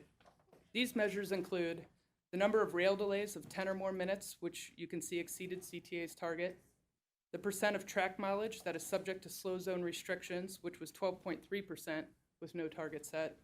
And on the bus side, they look at the percentage of bus intervals that experience gapping as well as bunching, with gap intervals hitting the target and bunched intervals exceeding the target. We continue to monitor speed and on-time performance data to help us understand the passenger experience throughout the year. For our third goal spotlight, we're circling back on discussions we had earlier this year about customer satisfaction surveys. The RTA is starting to leverage online panels in order to get more regular feedback from regional customers. This slide shows the results for the most recent RTA online panelist survey conducted this past summer. About 500 respondents provided ratings for infrastructure condition, their likelihood to recommend the service to others, value of service for fare paid, and overall satisfaction scores. As you can see, the majority of panelists reported that they are satisfied or very satisfied with the services, though infrastructure had a lower approval rating. We're hoping with this influx of capital funding that will have a uptick as well. We are pleased with the high response rate from our initial recruitment and the ease of administering this survey format. So we will be working to improve participation, representation, and regularity of the surveys next year so that we can monitor changes over time. Next year, we're also working to supplement this survey as we work with the service boards to administer our comprehensive regional customer satisfaction survey. This significant undertaking will help us to understand our ridership base in more detail, which informs our online panel surveys and other activities. We are also conducting a non-rider lapsed rider survey, which will help us understand how to make transit more appealing to those who do not ride regularly. All of these activities are helping us to understand more about whether we are providing the types of service that people want to use. That concludes my report, and I'm happy to answer any questions. Thank you for your time. Great, thank you very much. Any questions, comments? Just one quick Yes, question. yes, Chairman Dillard. Joel, I don't know if you can get it, and it might be apples to oranges, but if you could get me, I'd be curious what some of the other big peer transit agencies' customer satisfaction surveys have shown. I mean, what do they think in Jersey, New York, Sure. Boston? Yeah, we'll do LA, that and get that back to DC. you as well as the rest of the board. Comments, questions? Thank you very much, Jill. Thank you. Thank you. Okay, our last item today is item 4A, resolution certifying financial results for the third quarter of 2019. That's B.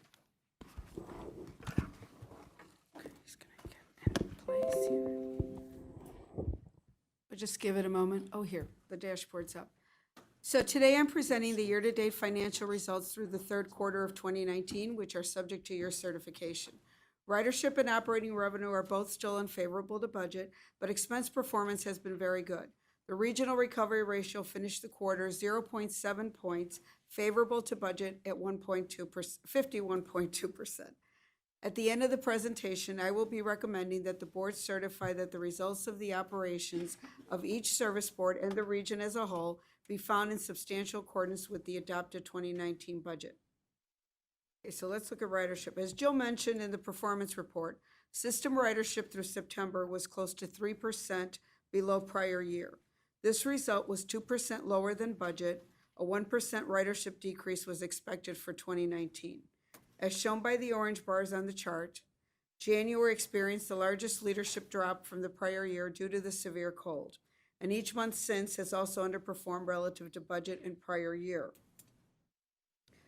Looking at the summary table, Each service board recorded unfavorable ridership through the third quarter.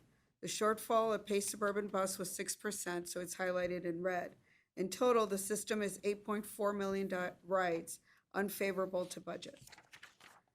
Let's look at operating revenue. It was 16.9 million, or 1.9% unfavorable to budget. More than 70% of the shortfall can be attributed to the lower level of reduced fare reimbursement from the state. So over the past few years, as you know, the state has reduced the 34 million in reduced fare reimbursement to 17.5, and we do reflect that in our 2020 budget.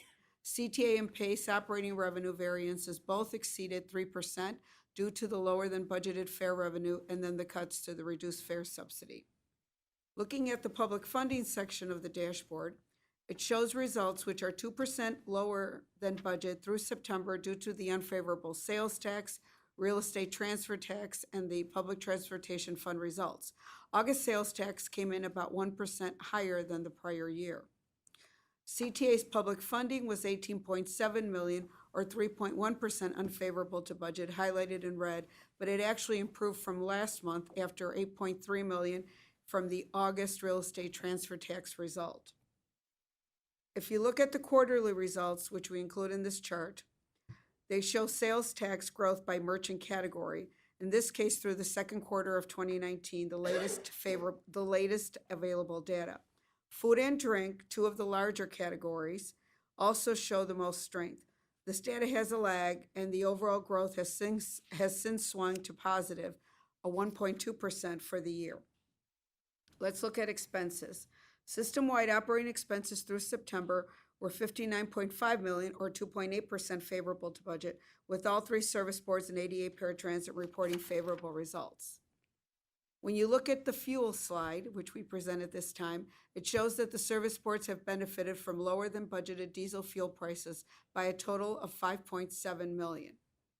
So now looking at all overall expenses at a regional level, favorable expenses more than offset the unfavorable revenue and public funding, which has produced a net result which is 19.3 million favorable to budget, so it's an improvement of 4.6 million from last month's results.